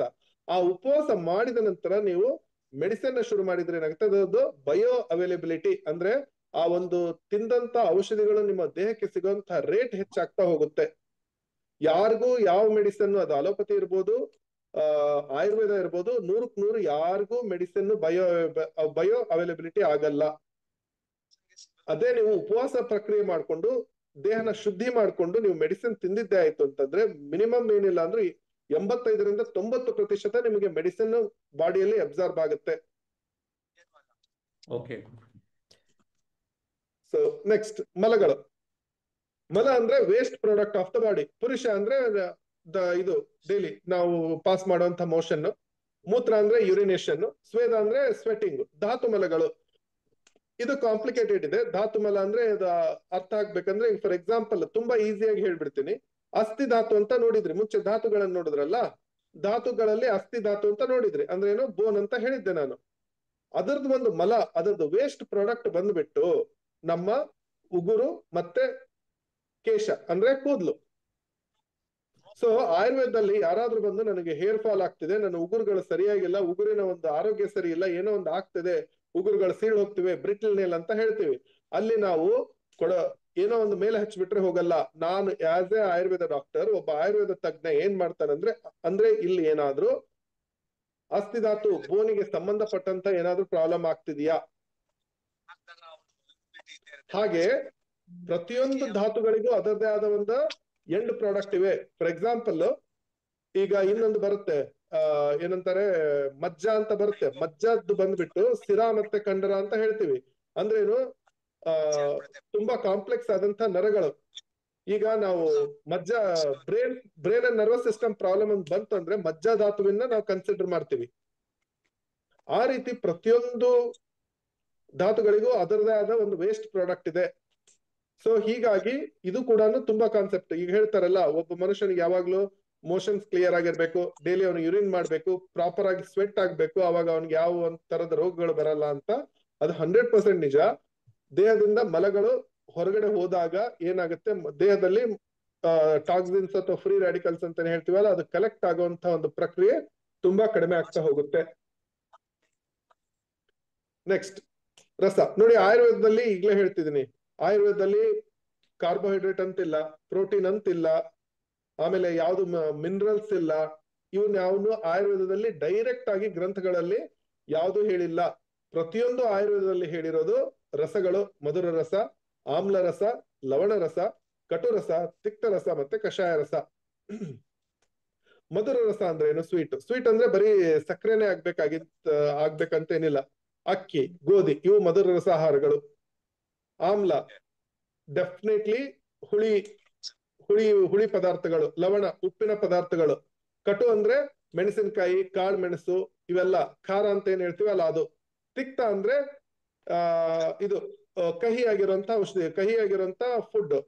ಅದು ಏನಂತ ಹೇಳ್ತೀವಿ, ಬಿಟರ್ ಗಾರ್ಡ್ ಇರ್ಬೋದು, ಕರ್ಚಿಕಾಯಿ ಅಂತ ಬರುತ್ತೆ, 108 ಅದರಲ್ಲಿ ಕೆಲವೊಂದು ಬರುತ್ತೆ. ತಿಕ್ತ ರಸ ಪ್ರಧಾನ ಅಂತ ಹೇಳ್ತೀವಿ. ಕಷಾಯ ರಸ, ಕಷಾಯ ಅಂದ್ರೆ ಏನು, ಒಗರು. ನೆಲ್ಲಿಕಾಯಿ, ಮಜ್ಜಿಗೆ ಕಷಾಯ ರಸ. ಸೊ ಹೀಗೆ ಈ ಒಂದು ರಸದ ಕಾಂಬಿನೇಷನ್ ಇಂದ, ಫಾರ್ ಎಕ್ಸಾಂಪಲ್ ಮಧುರ ರಸ ಜಾಸ್ತಿ ತಿಂದ್ರೆ ಏನಾಗುತ್ತೆ, ಮನುಷ್ಯ ದಪ್ಪ ಆಗ್ತಾನೆ. ಕಷಾಯ ಜಾಸ್ತಿ ತಿಂದ್ರೆ ಏನಾಗ್ತಾನೆ, ಅವನು ತೆಳುವಾಗ್ತಾನೆ. ಹೀಗೆ ಪ್ರತಿಯೊಂದು ಆ ಒಂದು ರಸಗಳ ಒಂದು ಕಾಂಬಿನೇಷನ್ ಇಂದ ವಾತ ಹೆಚ್ಚಾಗುತ್ತೆ, ಪಿತ್ತ ಹೆಚ್ಚಾಗುತ್ತೆ, ಕಫ ಹೆಚ್ಚಾಗುತ್ತೆ. ಹೀಗೆ ನಾವು ಒಂದು ಆಹಾರವನ್ನು ಓದ್ತೀವಿ ಹೊರತು ಆಯುರ್ವೇದದಲ್ಲಿ ಪ್ರೋಟೀನ್ ಅನ್ನೋದು ಅದು ಆ ಕಾನ್ಸೆಪ್ಟೇ ಇಲ್ಲ. ಸರಿನಾ? ಇದು ತುಂಬಾ ಇಂಪಾರ್ಟೆಂಟ್. ಯಾಕಂದ್ರೆ ಈ ರಸಗಳನ್ನ ನೀವು ದಯವಿಟ್ಟು ನೆನ್ಪಿಟ್ಕೊಳ್ಳಿ. ಅವಾಗ ಏನಾಗುತ್ತೆ ನಿಮ್ಗೆ ಋತುಚರ್ಯ, ಯಾವ ಒಂದು ಮಳೆಗಾಲದಲ್ಲಿ ಏನ್ ತಿನ್ಬೇಕು ಏನ್ ತಿನ್ಬಾರ್ದು ಅನ್ನೋದು ಎಲ್ಲಾನು ಬೇಸ್ ಆಗಿರೋದೇ ಈ ರಸಗಳ ಮೇಲೆ. ಇದು ಅರ್ಥ ಆಗ್ಲಿಲ್ಲ ಅಂದ್ರೆ ನಾನು ಮಳೆಗಾಲದಲ್ಲಿ ಇದು ತಿನ್ನಂದ್ರೆ ಯಾಕೆ ತಿನ್ಬೇಕು ಅಂತ ಡೌಟ್ ಬರುತ್ತೆ. ಸೊ ಇಲ್ಲಿ ತ್ರಿದೋಷಗಳು ವಾತ ಪಿತ್ತ ಕಫ ಅನ್ನೋದು ರಸಗಳಿಗೆ ಡೈರೆಕ್ಟ್ ಆಗಿ ಸಂಬಂಧಪಟ್ಟಿದೆ. ಎಕ್ಸಾಂಪಲ್ ಹೇಳ್ತೀನಿ ನಿಮ್ಗೊಂದು. ಮಧುರ, ಆಮ್ಲ, ಲವಣ ಈ ಮೂರೂ ರಸಗಳು ವಾತನ ಕಡಿಮೆ ಮಾಡಿ ಕಫನ ಹೆಚ್ಚು ಮಾಡುತ್ತೆ. ಸೊ ಯಾರಾದ್ರೂ ತುಂಬಾ ದಪ್ಪ ಇರೋ ಮನುಷ್ಯನಿಗೆ ನಾವು ಅದಕ್ಕೆ ಸ್ವೀಟ್ ಅಂದ್ರೇನು, ಅಕ್ಕಿ, ಗೋಧಿ ಅಥವಾ ಸ್ವೀಟ್ ಪೊಟ್ಯಾಟೊ ಇರ್ಬೋದು, ಈ ಒಂದು ಪದಾರ್ಥಗಳನ್ನ ಕಡಿಮೆ ತಿನ್ನು. ನೀ ತಿನ್ಬೇಕಾಗಿದ್ದು ನೆಲ್ಲಿಕಾಯಿ, ಅಂದ್ರೆ ತ್ರಿಫಲಾ ಇರ್ಬೋದು, ಲೋಹ ಭಸ್ಮ ಇರ್ಬೋದು, ಇವನ್ ತಿನ್ನು ಅಂತ ಹೇಳೋದೇ ಈ ಒಂದು ರೀಸನ್ ಇಂದ. ಇವನ್ನ ನೀವು ಅರ್ಥ ಮಾಡ್ಕೊಂಡ್ಬಿಟ್ರೆ ಆಯುರ್ವೇದದಲ್ಲಿ ಔಷಧಿಗಳ ವಿಂಗಡಣೆ ಅನ್ನೋದು ತುಂಬಾ ಈಸಿ ಆಗತ್ತೆ. ಸೊ ಇವಕ್ಕೆಲ್ಲವಕ್ಕೂ ಕಳಶವಾಗಿ ಮಾನಸಿಕ ದೋಷಗಳಂತ ಬರುತ್ತೆ ನೋಡಿ. ಈಗ ಹೇಳ್ತೀನಿ, ಈಗ ಯಾಕೆ ನಾನು ಈ ಒಂದು ಟಾಪಿಕ್ ತೆಗಿತಿದ್ದೀನಿ ಅಂದ್ರೆ, ನಾವ್ ಹೇಳ್ತೀವಿ ಓಕೆ ನಾನು ಚವನಪ್ರಾಶ್ ತಿಂದ್ಬಿಡ್ತೀನಿ, ನಾನು ತುಂಬಾ ಚೆನ್ನಾಗ್ ಆಗ್ಬೇಕು, ನಾನು ಪಂಚಕರ್ಮ ತಗೊಂಡ್ಬಿಡ್ತೀನಿ, ನಾನು ತುಂಬಾ ಹೆಲ್ದಿ ಆಗಿರ್ಬೇಕು, ನನ್ನ ಹೆಲ್ತ್ ಚೆನ್ನಾಗ್ ಆಗ್ಬಿಡುತ್ತೆ. ಇವೆಲ್ಲವೂ ಸಾಧ್ಯ ಆಗ್ಬೇಕಂದ್ರೆ ನಮ್ಮ ಮಾನಸಿಕ ದೋಷಗಳನ್ನ ನಾವು ಕಡಿಮೆ ಮಾಡ್ಕೋಬೇಕು. ಮಾನಸಿಕ ದೋಷಗಳು ಯಾವುದು? ರಜ ಮತ್ತೆ ತಮ. ರಜೋಗುಣ ಅಂದ್ರೆ ಏನು? ತುಂಬಾ ಕೋಪವಾಗಿರೋದು, ತುಂಬಾ ಟೆನ್ಷನ್ ಮಾಡ್ಕೊಳ್ಳೋದು, ಇವೆಲ್ಲ ರಜೋಗುಣಗಳಿಗೆ ಸಂಬಂಧಪಟ್ಟಿದ್ದು. ತಮೋ ಗುಣ ಅಂದ್ರೆ ಏನು? ತಮೋ ಗುಣ ಅಂದ್ರೆ ಯಾವಾಗ್ಲೂ ನಿರ್ಲಿಪ್ತವಾಗಿರೋದು, ಬ್ರೈನ್ ವರ್ಕ್ ಕೊಡದೇ ಇರೋದು. ಅದು ಬಿಟ್ರೆ ಅರಿಷಡ್ ವರ್ಗಗಳಲ್ಲಿ ಎಲ್ಲರಿಗೂ ಗೊತ್ತು, ಕಾಮ, ಕ್ರೋಧ, ಲೋಭ, ಮದ, ಮೋಹ, ಮತ್ಸರ. ಒಂದ್ ಎಕ್ಸಾಂಪಲ್ ಹೇಳ್ತೀನಿ. ಮತ್ಸರ ಅಂದ್ರೆ ಏನು? ಜಲಸ್, ಒಬ್ಬ ಹೊಟ್ಟೆ ಕಿಚ್ಚು ಪಡೋದು. ನೋಡಿ, ಹೊಟ್ಟೆ ಕಿಚ್ಚು ಪಡೋದು ಯಾಕೆ ನಾವು ಹೊಟ್ಟೆ ಕಿಚ್ಚು ಪಡಬಾರ್ದು ಅಂದ್ರೆ, ಯಾವ ಮನುಷ್ಯ ಕಂಟಿನ್ಯೂಸ್ ಆಗಿ ಹೊಟ್ಟೆ ಕಿಚ್ಚು ಪಡ್ತಾ ಹೋಗ್ತಾನಲ್ಲ, ದೇಹದಲ್ಲಿ ಒಂದು ಕಾಂಪ್ಲೆಕ್ಸ್ ಹಾರ್ಮೋನಲ್ ಸಿಕ್ರಿಷನ್ಸ್ ಅಂತ ಇರುತ್ತೆ. ಆ ಒಂದು ಸಿಕ್ರಿಷನ್ ಇಂದ ಎಷ್ಟೋ ಒಂದು ನಮ್ಮ ಆರೋಗ್ಯನೇ ಹಾಳಾಗ್ತಾ ಹೋಗುತ್ತೆ. ಇನ್ನೊಂದು ಎಕ್ಸಾಂಪಲ್ ಹೇಳ್ತೀನಿ. ಕ್ರೋಧ ಅಂದ್ರೆ ಏನು? ಕೋಪ. ಯಾವ ಮನುಷ್ಯ ಒಬ್ಬ ಕಂಟಿನ್ಯೂಸ್ ಆಗಿ ಕೋಪ ಮಾಡ್ಕೊಂತ ಹೋಗ್ತಿರ್ತಾನೋ, ಯಾವ ಮನುಷ್ಯ ಒಬ್ಬ ಸ್ಟ್ರೆಸ್ ಅಲ್ಲಿ ಇರ್ತಾನೋ, ಅವನಿಗೆ ಕಾರ್ಟಿಸೋಲ್ ಅಂತ ಸಿಕ್ರೀಟ್ ಆಗುತ್ತೆ. ಕಾರ್ಟಿಸೋಲ್ ಸಿಕ್ರೀಟ್ ಆಗೋದ್ರಿಂದ ಅವನ ಒಂದು ದೈಹಿಕ ಬಲ ಅಂದ್ರೆ ಮಾಂಸಖಂಡಗಳ ಬಲ ಕುಗ್ತಾ ಹೋಗುತ್ತೆ. ಅವನ ಮಾಂಸಖಂಡಗಳು ಉತ್ಪತ್ತಿಯಾಗುವ ಒಂದು ರೇಟು ಅಥವಾ ಮಾಂಸಖಂಡಗಳು ಹುರಿಗೊಟ್ಟದ ಅಂದ್ರೆ ಟೋನ್ ಅಂತ ಹೇಳ್ತೀವಿ, ಆ ಮಾಂಸಖಂಡಗಳ ಟೋನಿಸಿಟಿ, ಮಸಲ್ ಟೋನಿಸಿಟಿ ಕೂಡ ಅವನು ಲಾಸ್ ಆಗ್ತಾ ಹೋಗ್ತಾನೆ. ಸೊ ಅದಕ್ಕೆ ನಮ್ಗೆ ವೇದದಲ್ಲಿರ್ಬೋದು, ಪುರಾಣಗಳಲ್ಲಿರ್ಬೋದು, ಅಥವಾ ನಮ್ಮ ಆನ್ಸಿಸ್ಟರ್ಸ್ ಅಂದ್ರೆ ಹಿರಿಯರು ಇರ್ಬೋದು, ಯಾಕೆ ಅವನ್ನ ಅರಿಷಡ್ ವರ್ಗಗಳನ್ನ ಹೇಳಿದ್ರು ಅಂದ್ರೆ, ಏನೋ ನಾವು ಅರಿಷಡ್ ವರ್ಗಗಳನ್ನ ಅವಾಯ್ಡ್ ಮಾಡಿದ ತಕ್ಷಣನೇ ದೇವ್ರ ಸಾಕ್ಷಾತ್ಕಾರ ಆಗ್ತಾನೆ, ಅವೆಲ್ಲ ಒಂದು ಬೇರೆ ಲೆವೆಲ್ ಅಲ್ಲಿ. ಬಟ್ ಇವು ಕೂಡ ಆರೋಗ್ಯ, ನಮ್ಮ ಒಂದು ದೈಹಿಕ ಆರೋಗ್ಯಕ್ಕೆ ತುಂಬಾ ಒಂದು ತಳಹದಿ ಕೊಡುತ್ತೆ. ಯಾವಾಗ ನಾವು ಮಾನಸಿಕವಾಗಿ ಸಂತೋಷವಾಗಿರ್ತೀವಲ್ಲ, ಅವಾಗ್ಲೇ ನಾವು ತಗೊಂಡಂತ ಔಷಧಿಗಳಿಗೆ ಒಂದು ಬೆಲೆ ಇದೆ. ಅದಕ್ಕೆ ಇವಾಗ ವೆಸ್ಟರ್ನ್ ಸೈನ್ಸ್ ಅಲ್ಲಿ ನಾವೇನ್ ಹೇಳ್ತೀವಿ, ಸೈಕೋಸೊಮ್ಯಾಟಿಕ್ ಡಿಸಾರ್ಡರ್ಸ್ ಅಂದ್ರೇನು? ಸೈಕೋಸೊಮ್ಯಾಟಿಕ್ ಅಂದ್ರೇನು? ಸೈಕೋ ಅಂದ್ರೇನು? ಮಾನಸಿಕ. ದೈಹಿಕ ಮತ್ತು ಮಾನಸಿಕ ಒಂದು ಎರಡೂ ಒಂದು ಕಾಂಬಿನೇಷನ್ ಅಂತ ಬರುವಂತಹ ರೋಗಗಳ ಒಂದು ಲಿಸ್ಟೇ ತುಂಬಾ ದೊಡ್ಡದಿದೆ. ಎಷ್ಟೋ ಜನರಿಗೆ ಮಾನಸಿಕ ಒಂದು ಕಾಯಿಲೆಗಳಿಂದನೇ ಗ್ಯಾಸ್ಟ್ರೈಟಿಸ್ ಬರುತ್ತೆ, ಅಸಿಡಿಟಿ ಬರ್ತಿರುತ್ತೆ. ಅಯ್ಯೋ ನಾನು ಎಷ್ಟೋ ಮೆಡಿಸಿನ್ ತಿಂತಿದ್ದೀನಿ, ನನಗೆ ಗ್ಯಾಸ್ಟ್ರಿಕ್ ಕಡಿಮೆ ಆಗ್ತಾ ಇಲ್ಲ ಅಂತ ಹೇಳ್ತಾರೆ. ಕೆಲವೊಬ್ರಿಗೆ ಮೈಕೈ ನೋವು, ಅಯ್ಯೋ ಎಷ್ಟು ಮೆಡಿಸಿನ್ ತಿಂದ್ರು ನನಗೆ ಮೈಕೈ ನೋವು ಕಡಿಮೆ ಆಗ್ತಿಲ್ಲ, ಅದನ್ನ ಫೈಬ್ರೋಮಯಾಲಜಿ ಅಂತ ಹೇಳ್ತೀವಿ. ಅಲ್ಲಿ ಒಂದು ಮಾನಸಿಕ ಒಂದು ಯಾವುದೋ ಒಂದು ಸಮಸ್ಯೆಯಿಂದ ಅವರು ಸಫರ್ ಆಗ್ತಿರ್ತಾರೆ. ಈ ರೀತಿ ಆಯ್ತು, ನನಗೆ ಆಯುರ್ವೇದದಲ್ಲಿ ರಸಾಯನ ಅನ್ನೋದು, ರೆಜ್ಯುನೇಷನ್ ಅನ್ನೋದು ದೊಡ್ಡ ಕಾನ್ಸೆಪ್ಟ್. ಆ ಕಾನ್ಸೆಪ್ಟ್ ಕ್ಲಿಕ್ ಆಗ್ಬೇಕು ಅಂದ್ರೆ ನಾವು ನಮ್ಮ ಮಾನಸಿಕ ದೋಷಗಳನ್ನ ಕಂಟ್ರೋಲ್ ಮಾಡ್ಕೊಳ್ಳೋದು ತುಂಬಾ ಇಂಪಾರ್ಟೆಂಟ್. ಗುರುಗಳ ಈಗ ಮೆಡಿಸಿನ್ಗಿಂತ ಜಾಸ್ತಿ ಮೈಂಡ್ ನಾವು ಹೇಳ್ಬೇಕಾಗತ್ತಾ ಇದನ್ನ ಹೊರಗೆ ಹಾಕು ಅಂತ ಹೇಳಿ, ಅವಾಗ ಅದು ಇದನ್ನ ಹೊರಗೆ ಬರ್ಬೋದಾ ಗುರುಗಳೇ? ಅಲ್ಲ ನೋಡಿ, ಮಾನಸಿಕ ದೋಷಗಳನ್ನ ಹೆಂಗ್ ನಾವು ಮೇಂಟೈನ್ ಮಾಡ್ಬೇಕಂದ್ರೆ ನೋಡಿ, ಈಗ ಈ ಮೆಡಿಸಿನ್ ತಗೋ ಸ್ಟ್ರೆಸ್ ಕಡಿಮೆ ಆಗುತ್ತೆ. ಸ್ಟ್ರೆಸ್ ಎಲ್ಲೂ ಕಡಿಮೆ ಆಗಲ್ಲ, ಸ್ಟ್ರೆಸ್ ಏನಿರುತ್ತೋ ಅದಿರುತ್ತೆ. ಅದನ್ನ ನಾವು ಹೇಗೆ ಮ್ಯಾನೇಜ್ ಮಾಡ್ಬೇಕು ಅಂದ್ರೆ, ನನ್ನ ಮಾನಸಿಕವಾಗಿ ನಾನು ಹೇಗೆ ಸದೃಢ ಆಗ್ತೀನಿ. ಆ ಮಾನಸಿಕ ಸದೃಢ ಬರ್ಬೇಕಂದ್ರೆ ಚಾಂಟಿಂಗ್ಸ್ ಅಂತ ಇದೆ, ಡಿಫ್ರೆಂಟ್ ಮಂತ್ರಾಸ್ ಚಾಂಟಿಂಗ್ ಇದೆ.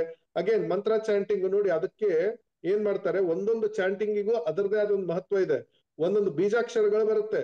ಒಂದು ಬೀಜಾಕ್ಷರ ನೀವು ಚಾಂಟ್ ಮಾಡಿದ್ರೆ ಬ್ರೈನ್ ನಲ್ಲಿ ಕೆಲವೊಂದು ಸೆಂಟರ್ಸ್ ಆಕ್ಟಿವೇಟ್ ಆಗಿ ಅವ್ರದ್ದು ಬ್ರೈನ್ ಅಲ್ಲಿ ಸೆಂಟರ್ಸ್ ಆಕ್ಟಿವೇಟ್ ಆಗುತ್ತೆ. ಈಗ ಎಷ್ಟೋ ಮಕ್ಕಳಿಗೆ, ಈಗ ಹುಟ್ಟೋ ಮಕ್ಕಳಿಗೆ ಬೇಗ ಮಾತು ಬರಲ್ಲ, ಅದನ್ನ ಡಿಲೇಡ್ ಮೈಲ್ ಸ್ಟೋನ್ ಅಂತ ಹೇಳ್ತೀವಿ ನಾವು ಅಲೋಪತಿಯಲ್ಲಿ. ನಾವು ಎಷ್ಟೋ ಮಕ್ಕಳಿಗೆ ಅಂತ ಬೀಜಾಕ್ಷರಗಳು ಕೊಡ್ತೀವಿ. ಅದನ್ನ ಅವ್ರು ಅಂದು ಟಂಗ್ ಟ್ವಿಸ್ಟರ್ಸ್ ಕೊಟ್ಟಾಗ ಬ್ರೈನ್ ವರ್ಕ್ ಆಗಕ್ಕೆ ಶುರು ಆಗುತ್ತೆ. ಅದೇ ರೀತಿ ಆ ಈಗ ಮಾನಸಿಕ ದೋಷಗಳನ್ನ ತಡೆಗಟ್ಟಬೇಕು. ಹೇಗೆ ನಾವು ಮ್ಯಾನೇಜ್ ಮಾಡ್ಬೇಕು? ಅದಕ್ಕೆ ಅದರದೇ ಆದ ಧ್ಯಾನ, ಯೋಗ ಇದೆ. ಯೋಗದಲ್ಲಿ ಧ್ಯಾನ, ಡಿಫ್ರೆಂಟ್ ಮೆಡಿಟೇಷನ್ ಟೆಕ್ನಿಕ್ ಇದೆ.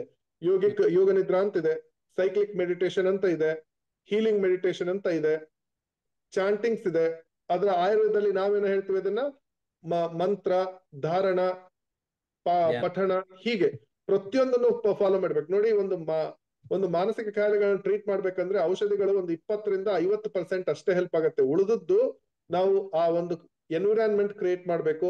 ಅವರು ಅದರದೇ ಆದ, ಹೀಗೆ ನಾವು ಫಿಸಿಕಲ್, ಈಗ ಒಬ್ಬ ಮನುಷ್ಯ ಬಿದ್ದು ಕೈ ಮುರ್ಕೋತಾನೆ, ನೀವು ಕಾಸ್ಟ್ ಎಲ್ಲ ಅಂದ್ರೆ ಅದನ್ನ POP ಎಲ್ಲ ತೆಗೆದ್ಮೇಲೆ ಎಕ್ಸರ್ಸೈಸ್ ಮಾಡದೇ ಇದ್ರೆ ಅವನಿಗೆ ಸ್ಟ್ರೆಂತ್ ಬರಲ್ಲ.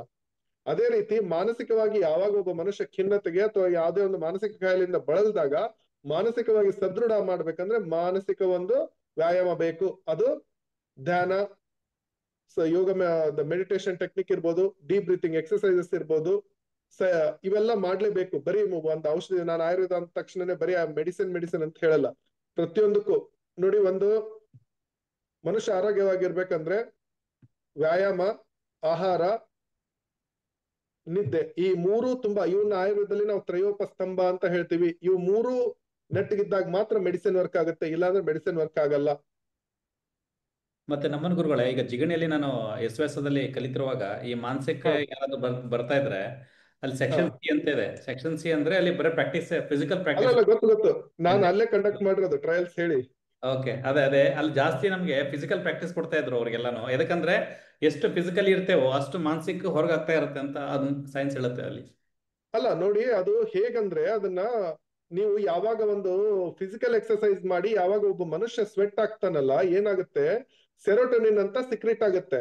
ಸೆರೋಟೋನಿನ್ ಸಿಕ್ರೆಟ್ ಆಗ್ತಿದ್ದಾಗೇನೆ ಕಾರ್ಟಿಸೋಲ್ ಸಿಕ್ರೇಷನ್ ಕಡಿಮೆ ಮಾಡ್ಬಿಟ್ಟು ಪಾಸಿಟಿವ್ ಹಾರ್ಮೋನ್ ಪಂಪ್ ಆಗ್ತಾ ಹೋಗುತ್ತೆ.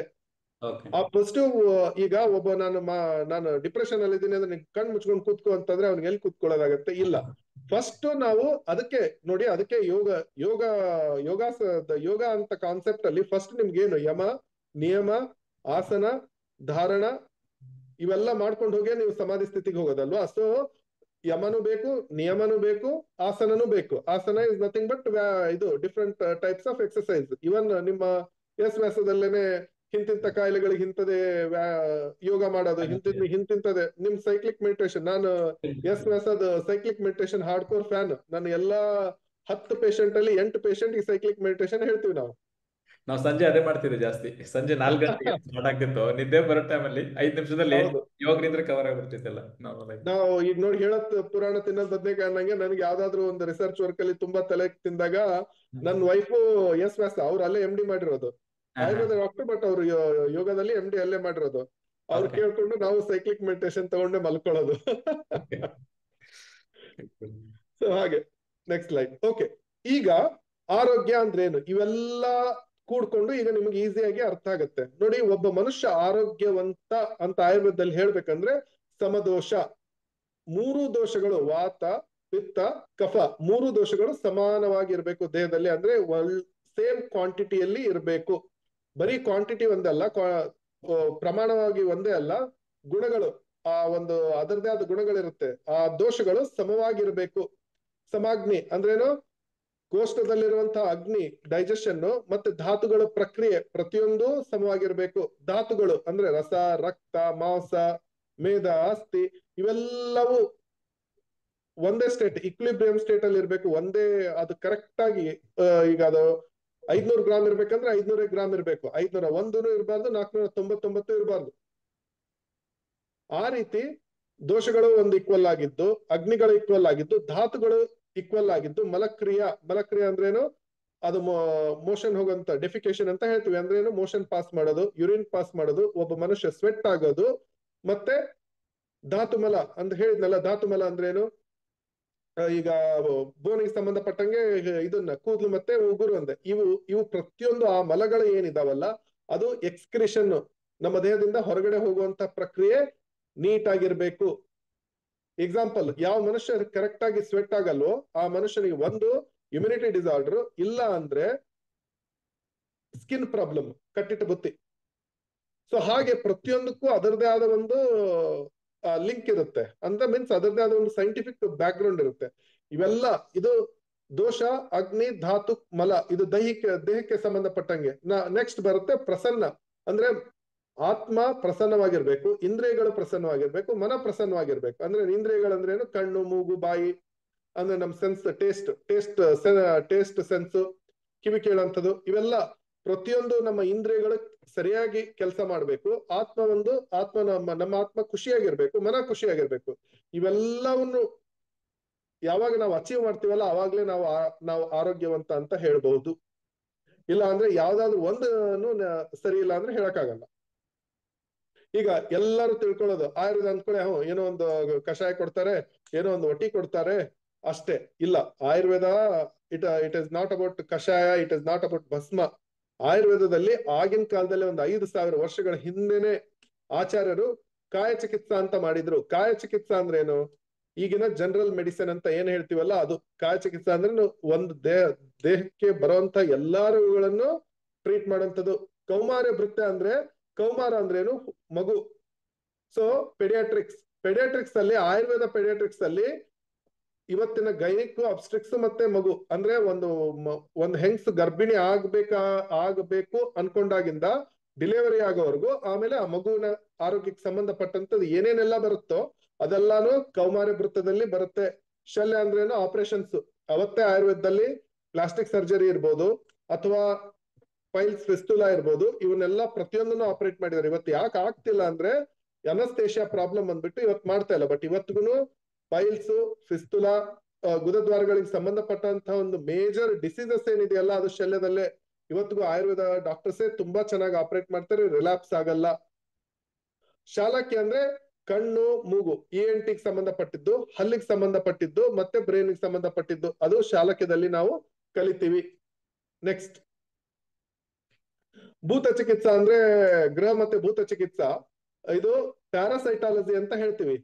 ಪ್ಯಾರಾಸೈಟಾಲಜಿ ಅದಾದ್ಮೇಲೆ ಮಾನಸಿಕ ಕಾಯಿಲೆಗಳನ್ನ ನಾವು ಇಲ್ಲಿ ಟ್ರೀಟ್ ಮಾಡ್ತೀವಿ. ಪ್ಯಾರಾಸೈಟಾಲಜಿ ಅಂದ್ರೆ ಕ್ರಿಮಿ ಮತ್ತೆ ಇದು ವೈರಸ್, ಬ್ಯಾಕ್ಟೀರಿಯಾ, ಇದಕ್ಕೆ ಸಂಬಂಧಪಟ್ಟದ್ದು. ಆಯುರ್ವೇದದಲ್ಲಿ ಡೆಫಿನೆಟ್ಲಿ ಬ್ಯಾಕ್ಟೀರಿಯಾ ಮತ್ತೆ ವೈರಸ್ ಅಂತ ಎಲ್ಲೂ ಹೇಳಿಲ್ಲ, ಆದ್ರೆ ಪ್ಯಾರಾಸೈಟಾಲಜಿ, ಕೀಟ, ಲೂತ ಅಂತ ಎಲ್ಲ ಬರುತ್ತೆ ಆಯುರ್ವೇದದಲ್ಲಿ. ಅದು ಮತ್ತೆ ಮಾನಸಿಕ ಕಾಯಿಲೆ ಭೂತ ಚಿಕಿತ್ಸಾದಲ್ಲಿ ಬರುತ್ತೆ.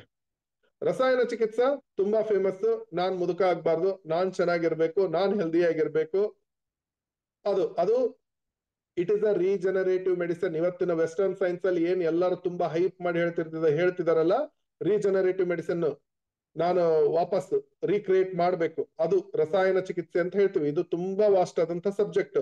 ವಾಜೀಕರಣ ಅಂದ್ರೆ ಎಲ್ಲರೂ ತಿಳ್ಕೊಳ್ಳೋದು ವಿರಿಲಿಟಿ, ನಾನು ಅಶ್ವಗಂಧ ತಿನ್ಬೇಕು, ನನ್ನ ಒಂದು ಸೆಕ್ಷುವಲ್ ಲೈಫ್ ಚೆನ್ನಾಗಿರ್ಬೇಕು. ದಯವಿಟ್ಟು ಆ ರೀತಿ ತಿಳ್ಕೊಬೇಡಿ. ವಾಜೀಕರಣ ಅನ್ನೋದು ಎಲ್ಲಿಂದ ಶುರು ಆಗತ್ತಂದ್ರೆ ಬೀಜ ಶುದ್ಧಿ. ಅಂದ್ರೆ ಒಬ್ಬ ಮನುಷ್ಯ ನನಗ್ ಮಗು ಬೇಕು ಅಂದಾಗ ಅದ ಕ್ವಾಲಿಟಿ ಆಫ್ ಎಗ್ ಅಂತ ಹೇಳ್ತೀವಿ, ಅದು ಸ್ಪರ್ಮ್ ಇರ್ಬೋದು, ಹೆಂಗಸರಲ್ಲಿ ಎಗ್ ಇರ್ಬೋದು, ಅದರದ್ದು ಕ್ವಾಲಿಟಿ ಇಂಪ್ರೂವ್ ಮಾಡೋದಕ್ಕೆ ಅದರದ್ದು ಒಂದು ನಾವು ನಮ್ಮ ಜಗತ್ತಿಗೆ ಏನ್ ಕೊಡ್ಬೇಕು? ಒಳ್ಳೆ ಸಂತಾನ ಕೊಡ್ಬೇಕು, ಆರೋಗ್ಯವಾದ ಸಂತಾನ ಕೊಡ್ಬೇಕು, ಮಾನಸಿಕ ಮತ್ತು ದೈಹಿಕ. ಅದಕ್ಕೆ ಪ್ರತಿಯೊಂದು ಅದರಲ್ಲಿ ಬರುತ್ತೆ. ಆ ಒಂದು ಟಾಪಿಕ್ ಅಲ್ಲಿ, ವಾಜೀಕರಣ ಟಾಪಿಕ್ ಅಲ್ಲಿ ಸೆಕ್ಷುವಲ್ ಲೈಫ್ ಅನ್ನೋದು ಒಂದು ತುಂಬಾ ಸಣ್ಣ ಟಾಪಿಕ್. ಉಳಿದಂತದ್ದೆಲ್ಲದು ನಾವೇನಂತ ಹೇಳ್ತೀವಿ ಇವತ್ತಿನ ದಿನಮಾನಗಳಲ್ಲಿ ಬರುವಂತದ್ದು, ಸಾರಿ, ಜೆನೆಟಿಕ್ ಎಡಿಟಿಂಗ್ ಅಂತ ಹೇಳ್ತೀವಿ. ಜೆನೆಟಿಕ್ ಎಡಿಟಿಂಗ್ ಅಂದ್ರೆ ಮಗು ಹಿಂಗೆ ಇರಬೇಕು, ಕಣ್ಣು ಹಿಂಗೆ ಇರಬೇಕು, ಮೂಗು ಹಿಂಗೆ ಇರಬೇಕು.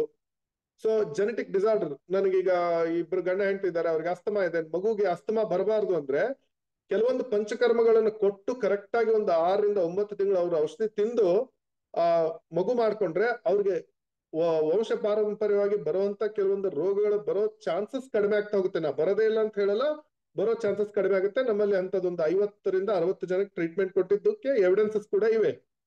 ಸೊ ಅದು ವಾಜೀಕರಣ ಅಂದ್ರೆ. ದಯವಿಟ್ಟು ವಾಜೀಕರಣ ಅಂದ ತಕ್ಷಣನೇ ಏನೋ ಬರೀ ಒಂದು ಸೆಕ್ಷುವಲ್ ಲೈಫ್ ಬಗ್ಗೆ ಥಿಂಕ್ ಮಾಡಬಾರ್ದು, ಅದು ತುಂಬಾ ವಾಸ್ಟ್ ಆದಂತ ಟಾಪಿಕ್.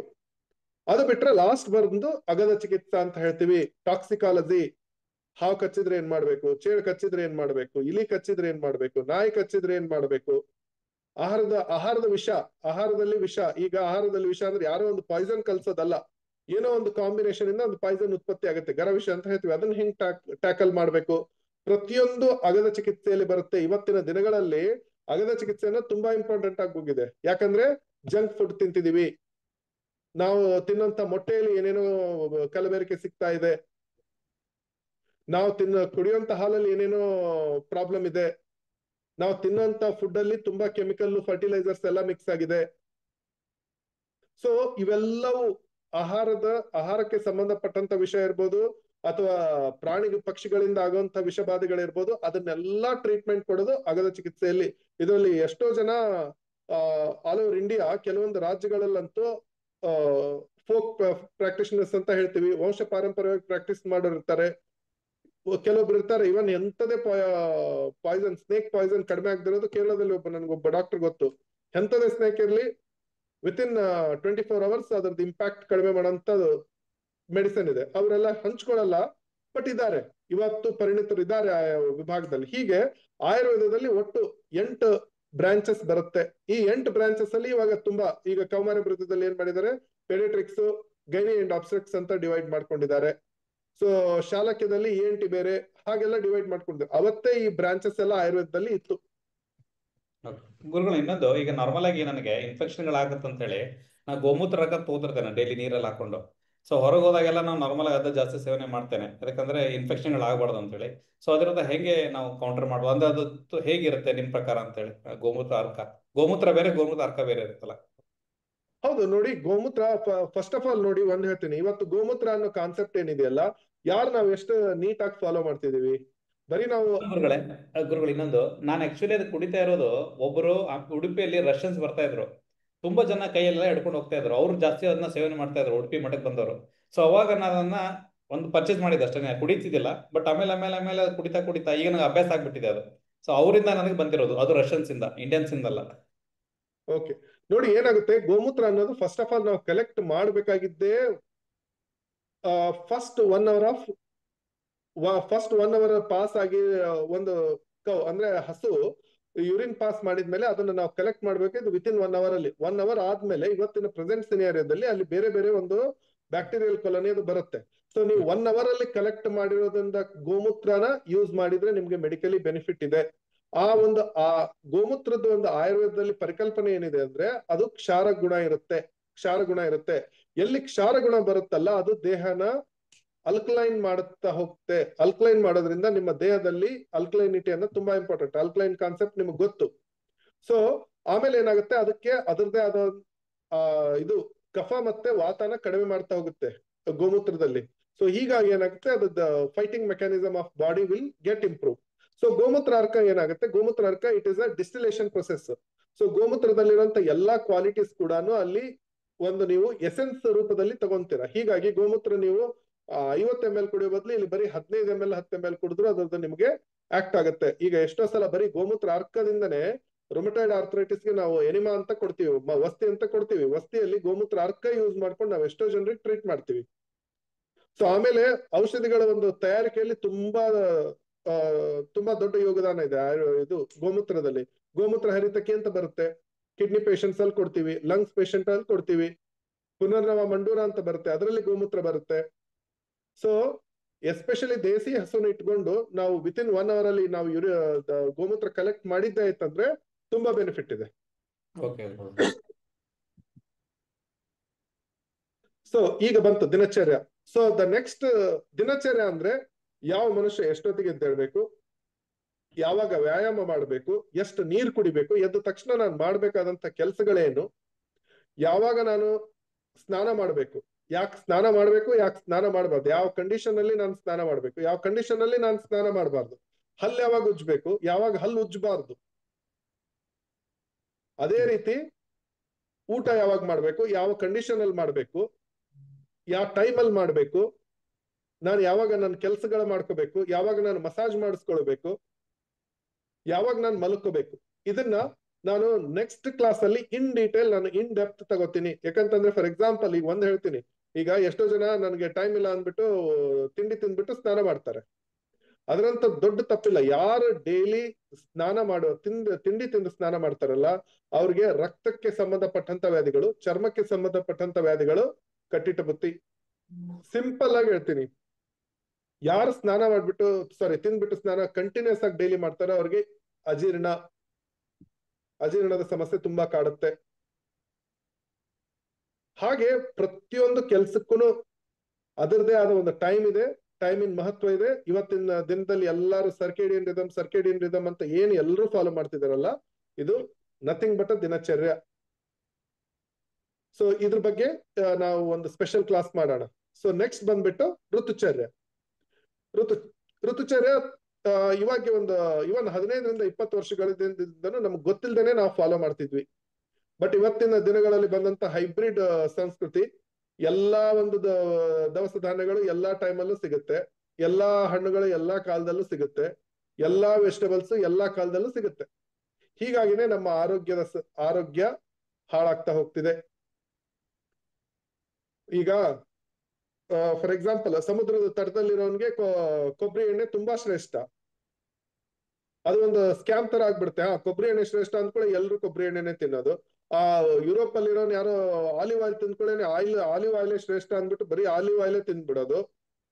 ಇಲ್ಲ, ನೀವು ಯಾವ ಏರಿಯಾದಲ್ಲಿ ಇದ್ದೀರಾ, ಯಾವ ಒಂದು ರೀಸನ್ ಅಲ್ಲಿ ಇದ್ದೀರಾ, ನಿಮ್ಮ ತಂದೆ ತಾಯಿಗಳು ಏನ್ ತಿಂತಿದ್ರು, ನಿಮ್ಮ ಪೂರ್ವಜರು ಏನ್ ತಿಂತಿದ್ರು, ನೀವು ಎಂತ ಕ್ಲೈಮೆಟಿಕ್ ಕಂಡೀಷನ್ ಅಲ್ಲಿ ಇದ್ದೀರಾ. ಈಗ ಉತ್ತರ ಕರ್ನಾಟಕದವನ್ ಬಂದವನಿಗೆ ನೀವು ದಕ್ಷಿಣ ಕರ್ನಾಟಕ ಬಂದಾಗ ಅವ್ನಿಗೆ ರಾಗಿ ತಿನ್ಸಿದ್ರೆ ಅವ್ನಿಗೆ ಕಾನ್ಸ್ಟಿಪೇಷನ್ ಆಗುತ್ತೆ, ಇಲ್ಲ ಲೂಸ್ ಮೋಷನ್ ಆಗುತ್ತೆ. ಜೋಳ ಶ್ರೇಷ್ಠ ಅಂದ್ಬಿಟ್ಟು ದಕ್ಷಿಣ ಕರ್ನಾಟಕದವನ್ ಬರೀ ಜೋಳ ತಿಂದ ನಡೆಯಲ್ಲ. ನೋಡಿ, ನೀವು ಯಾವ ಒಂದು ದೇಶದ ಭಾಗದಲ್ಲಿ ಎಲ್ಲಿದ್ದೀರೋ, ಯಾವ ಒಂದು ಏರಿಯಾದಲ್ಲಿದ್ದೀರೋ, ಆ ಏರಿಯಾದಲ್ಲಿ ಬೆಳೆಯುವಂತ ದವಸ ಧಾನ್ಯಗಳು, ಅಲ್ಲಿ ಬೆಳೆಯುವಂತ ಬೇಳೆಕಾಳುಗಳು, ಅಲ್ಲಿ ಬೆಳೆಯುವಂತ ತರಕಾರಿಗಳೇ ಶ್ರೇಷ್ಠ. ಅದು ಬಿಟ್ಟು ಮಳೆಗಾಲ, ಬೇಸಿಗೆಗಾಲ ಮತ್ತೆ ಚಳಿಗಾಲ, ಈ ಒಂದು ಕಾಲಮಾನಕ್ಕೆ ತಕ್ಕಂತೆ ನಮ್ಮ ಉಡುಪು, ನಮ್ಮ ವ್ಯಾಯಾಮಗಳು, ನಮ್ಮ ಆಹಾರ ವಿಧಿಗಳು ಚೇಂಜ್ ಮಾಡಬೇಕು. ಇವೆಲ್ಲವೂ ಬಿಟ್ಟು ಯಾವಾಗ ಉಪವಾಸ ಮಾಡ್ಬೇಕು, ಯಾವಾಗ ಏನ್ ಟ್ರೀಟ್ಮೆಂಟ್ ತಗೋಬೇಕು, ನನಗೆ ರೋಗಗಳು ಬರ್ದಿರೋ ತರ ಅನ್ನೋದನ್ನ ನಾವು ಋತುಚರ್ಯದಲ್ಲಿ ಓದ್ಕೋತೀವಿ. ಸೊ ಈ ದಿನಚರ್ಯ, ಋತುಚರ್ಯ, ಈ ಎರಡೂ ನಿಮ್ಗೆ ಅರ್ಥ ಆಗ್ಬೇಕು, ನಿಮ್ಗೆ ಅದು ನಿಮ್ಮ ಮೈಂಡ್ ಅಲ್ಲಿ ಇಂಟ್ಯಾಕ್ಟ್ ಆಗಿ ಉಳಿಬೇಕು ಅಂದ್ರೆ ನಿಮಗೆ ದೋಷಗಳ ಅರ್ಥ ಆಗ್ಬೇಕಾಗಿತ್ತು, ಅಗ್ನಿ ಅರ್ಥ ಆಗ್ಬೇಕಾಗಿತ್ತು, ನಿಮಗೆ ಪಂಚಮಹಾಭೂತ ಅಂದ್ರೆ ಏನಂತ ಗೊತ್ತಾಗ್ಬೇಕಾಗಿತ್ತು, ಧಾತು ಅಂದ್ರೆ ಏನಂತ ಗೊತ್ತಾಗ್ಬೇಕಾಗಿತ್ತು. ಇವೆಲ್ಲ ಗೊತ್ತಾದಾಗ ಮಾತ್ರ ನೀವು ಇವನ್ನ ಅರ್ಥ ಮಾಡ್ಕೊಳಕ್ ಸಾಧ್ಯ. ಅದಕ್ಕೋಸ್ಕರ ಇದು ಮೆಡಿಕಲ್, ತುಂಬಾ ಮೆಡಿಕಲ್ ಆಗಿರುವಂತ ವಸ್ತು. ಬಟ್ ನಾನು ನಿಮ್ಗೆ ಪಬ್ಲಿಕ್ ಡೊಮೇನ್ ಅಲ್ಲಿ ಇಡ್ತಿರೋದು ರೀಸನ್ ಏನಂದ್ರೆ ಈ ಕಾನ್ಸೆಪ್ಟ್ ಅರ್ಥ ಆಗ್ಲಿ ಅಂತ. ಓಕೆ, ಅದೇನ್ ಗುರುಗಳೇ ಅಂದ್ರೆ ಈಗ ನಾರ್ಮಲ್ ಆಗಿ ನಮ್ಮಲ್ಲಿ ಪಂಚಮಹಾಭೂತಗಳು ಆಲ್ಮೋಸ್ಟ್ ಇದೆ, ಇನ್ ಯಾಂಗ್ ಬಗ್ಗೆ ಗೊತ್ತಿದೆ, ಮತ್ತೆ ಮೆರಿಡಿಯನ್ ಬಳಕೆ ಎಲ್ಲ ಗೊತ್ತಿದೆ ನಾರ್ಮಲ್ ಆಗಿ ಈ ಪಾಯಿಂಟ್ಗಳೆಲ್ಲ. ಬಟ್ ಏನಂದ್ರೆ ಈ ಆಯುರ್ವೇದದ ಬಗ್ಗೆ ಇದಿಲ್ಲ. ಆಯುರ್ವೇದ ಅಕ್ಯುಪ್ರೆಷರ್ ಅಂತ ಬರುತ್ತೆ, ಬಟ್ ಆಯುರ್ವೇದ ಫುಲ್ ಅದ್ರದ್ದು ಕಾನ್ಸೆಪ್ಟ್ ಗೊತ್ತಿಲ್ಲ. ಬೇಸಿಕ್ ಆಗಿ ಸ್ವಲ್ಪ ಗೊತ್ತು.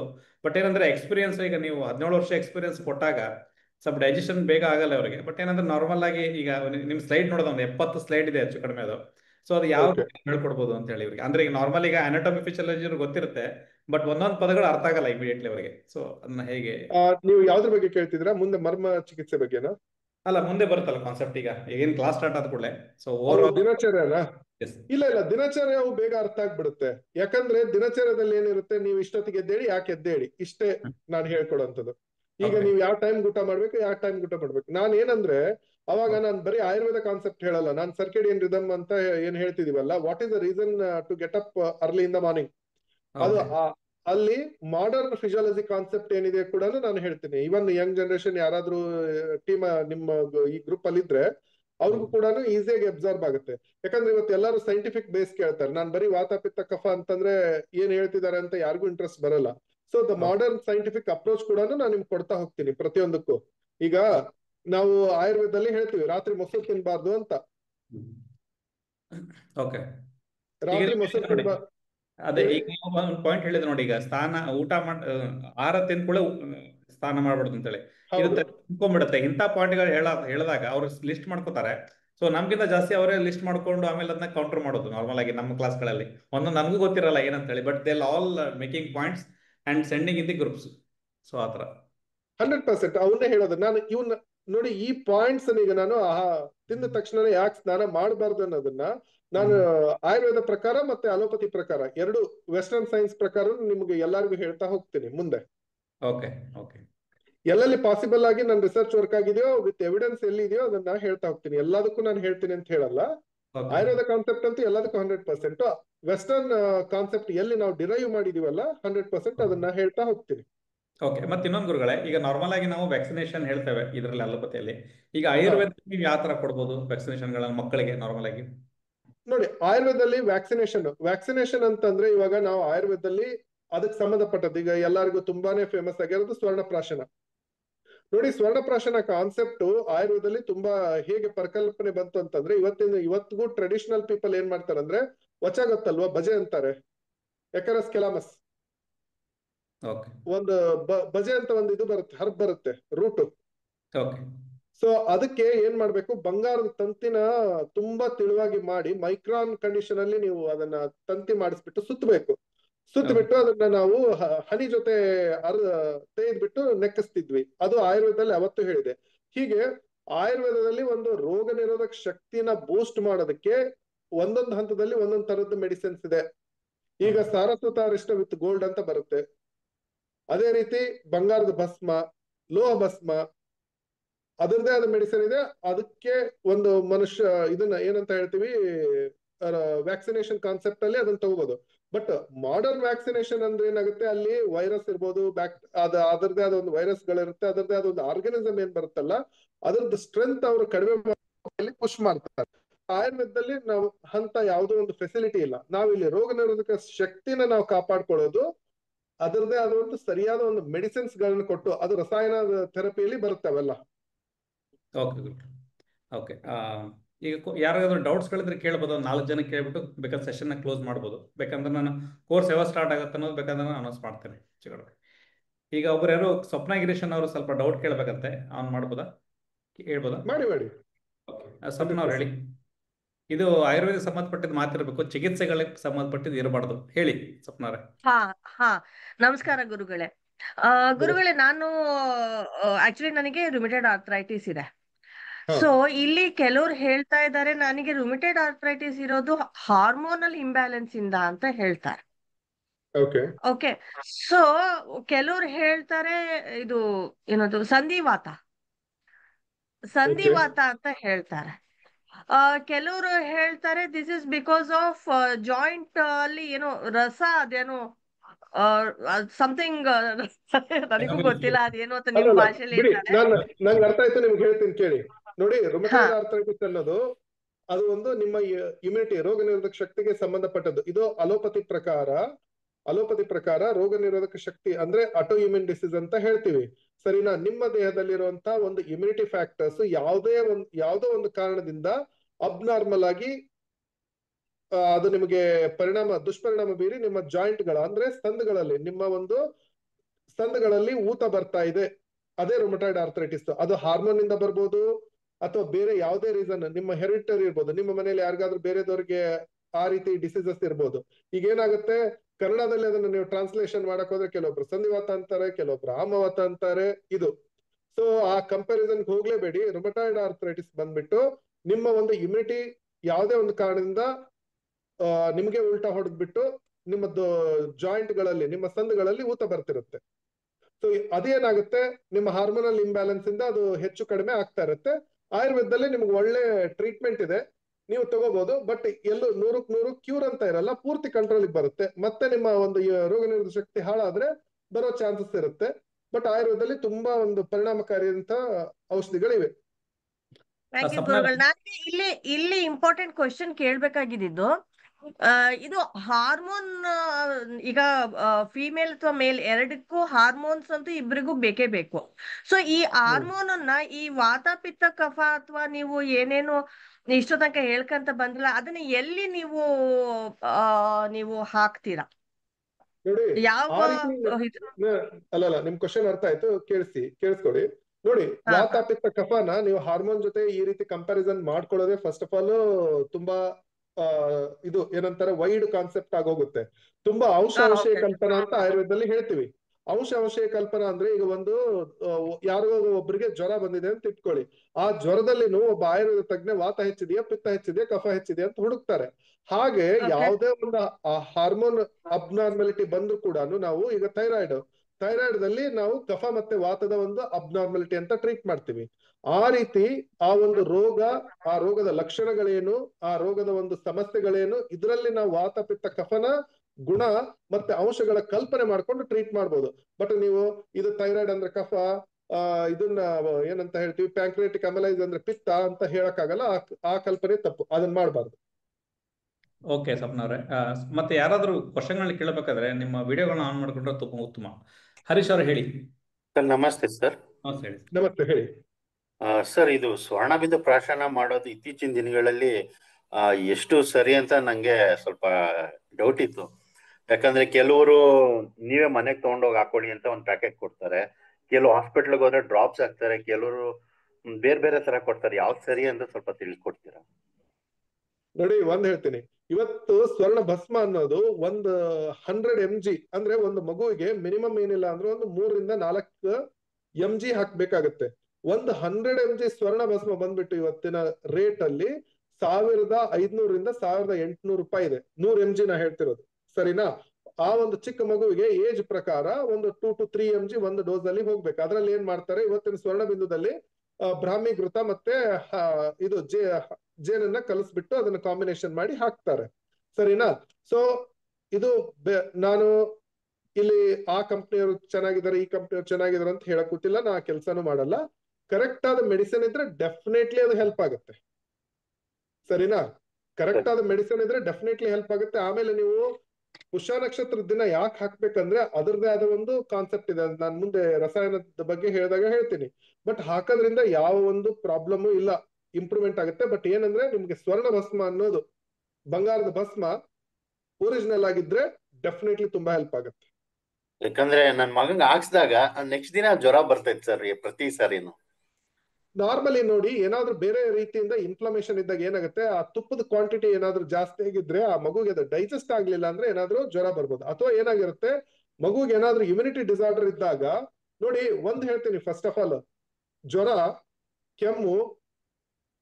ಕೆಮ್ಮು ಇವೆಲ್ಲ ಒಳ್ಳೆ ಲಕ್ಷಣಗಳು, ಇದು ರೋಗಗಳಲ್ಲ. ಜ್ವರ ಅನ್ನೋದು ನಿಮ್ಮ ಒಬ್ಬ ಮನುಷ್ಯನ ದೇಹದಲ್ಲಿರುವಂತ ಪ್ರಾಬ್ಲಮ್ ನ ಇಂಡಿಕೇಟ್ ಮಾಡೋದಕ್ಕೆ ಜ್ವರ ಬರುತ್ತೆ.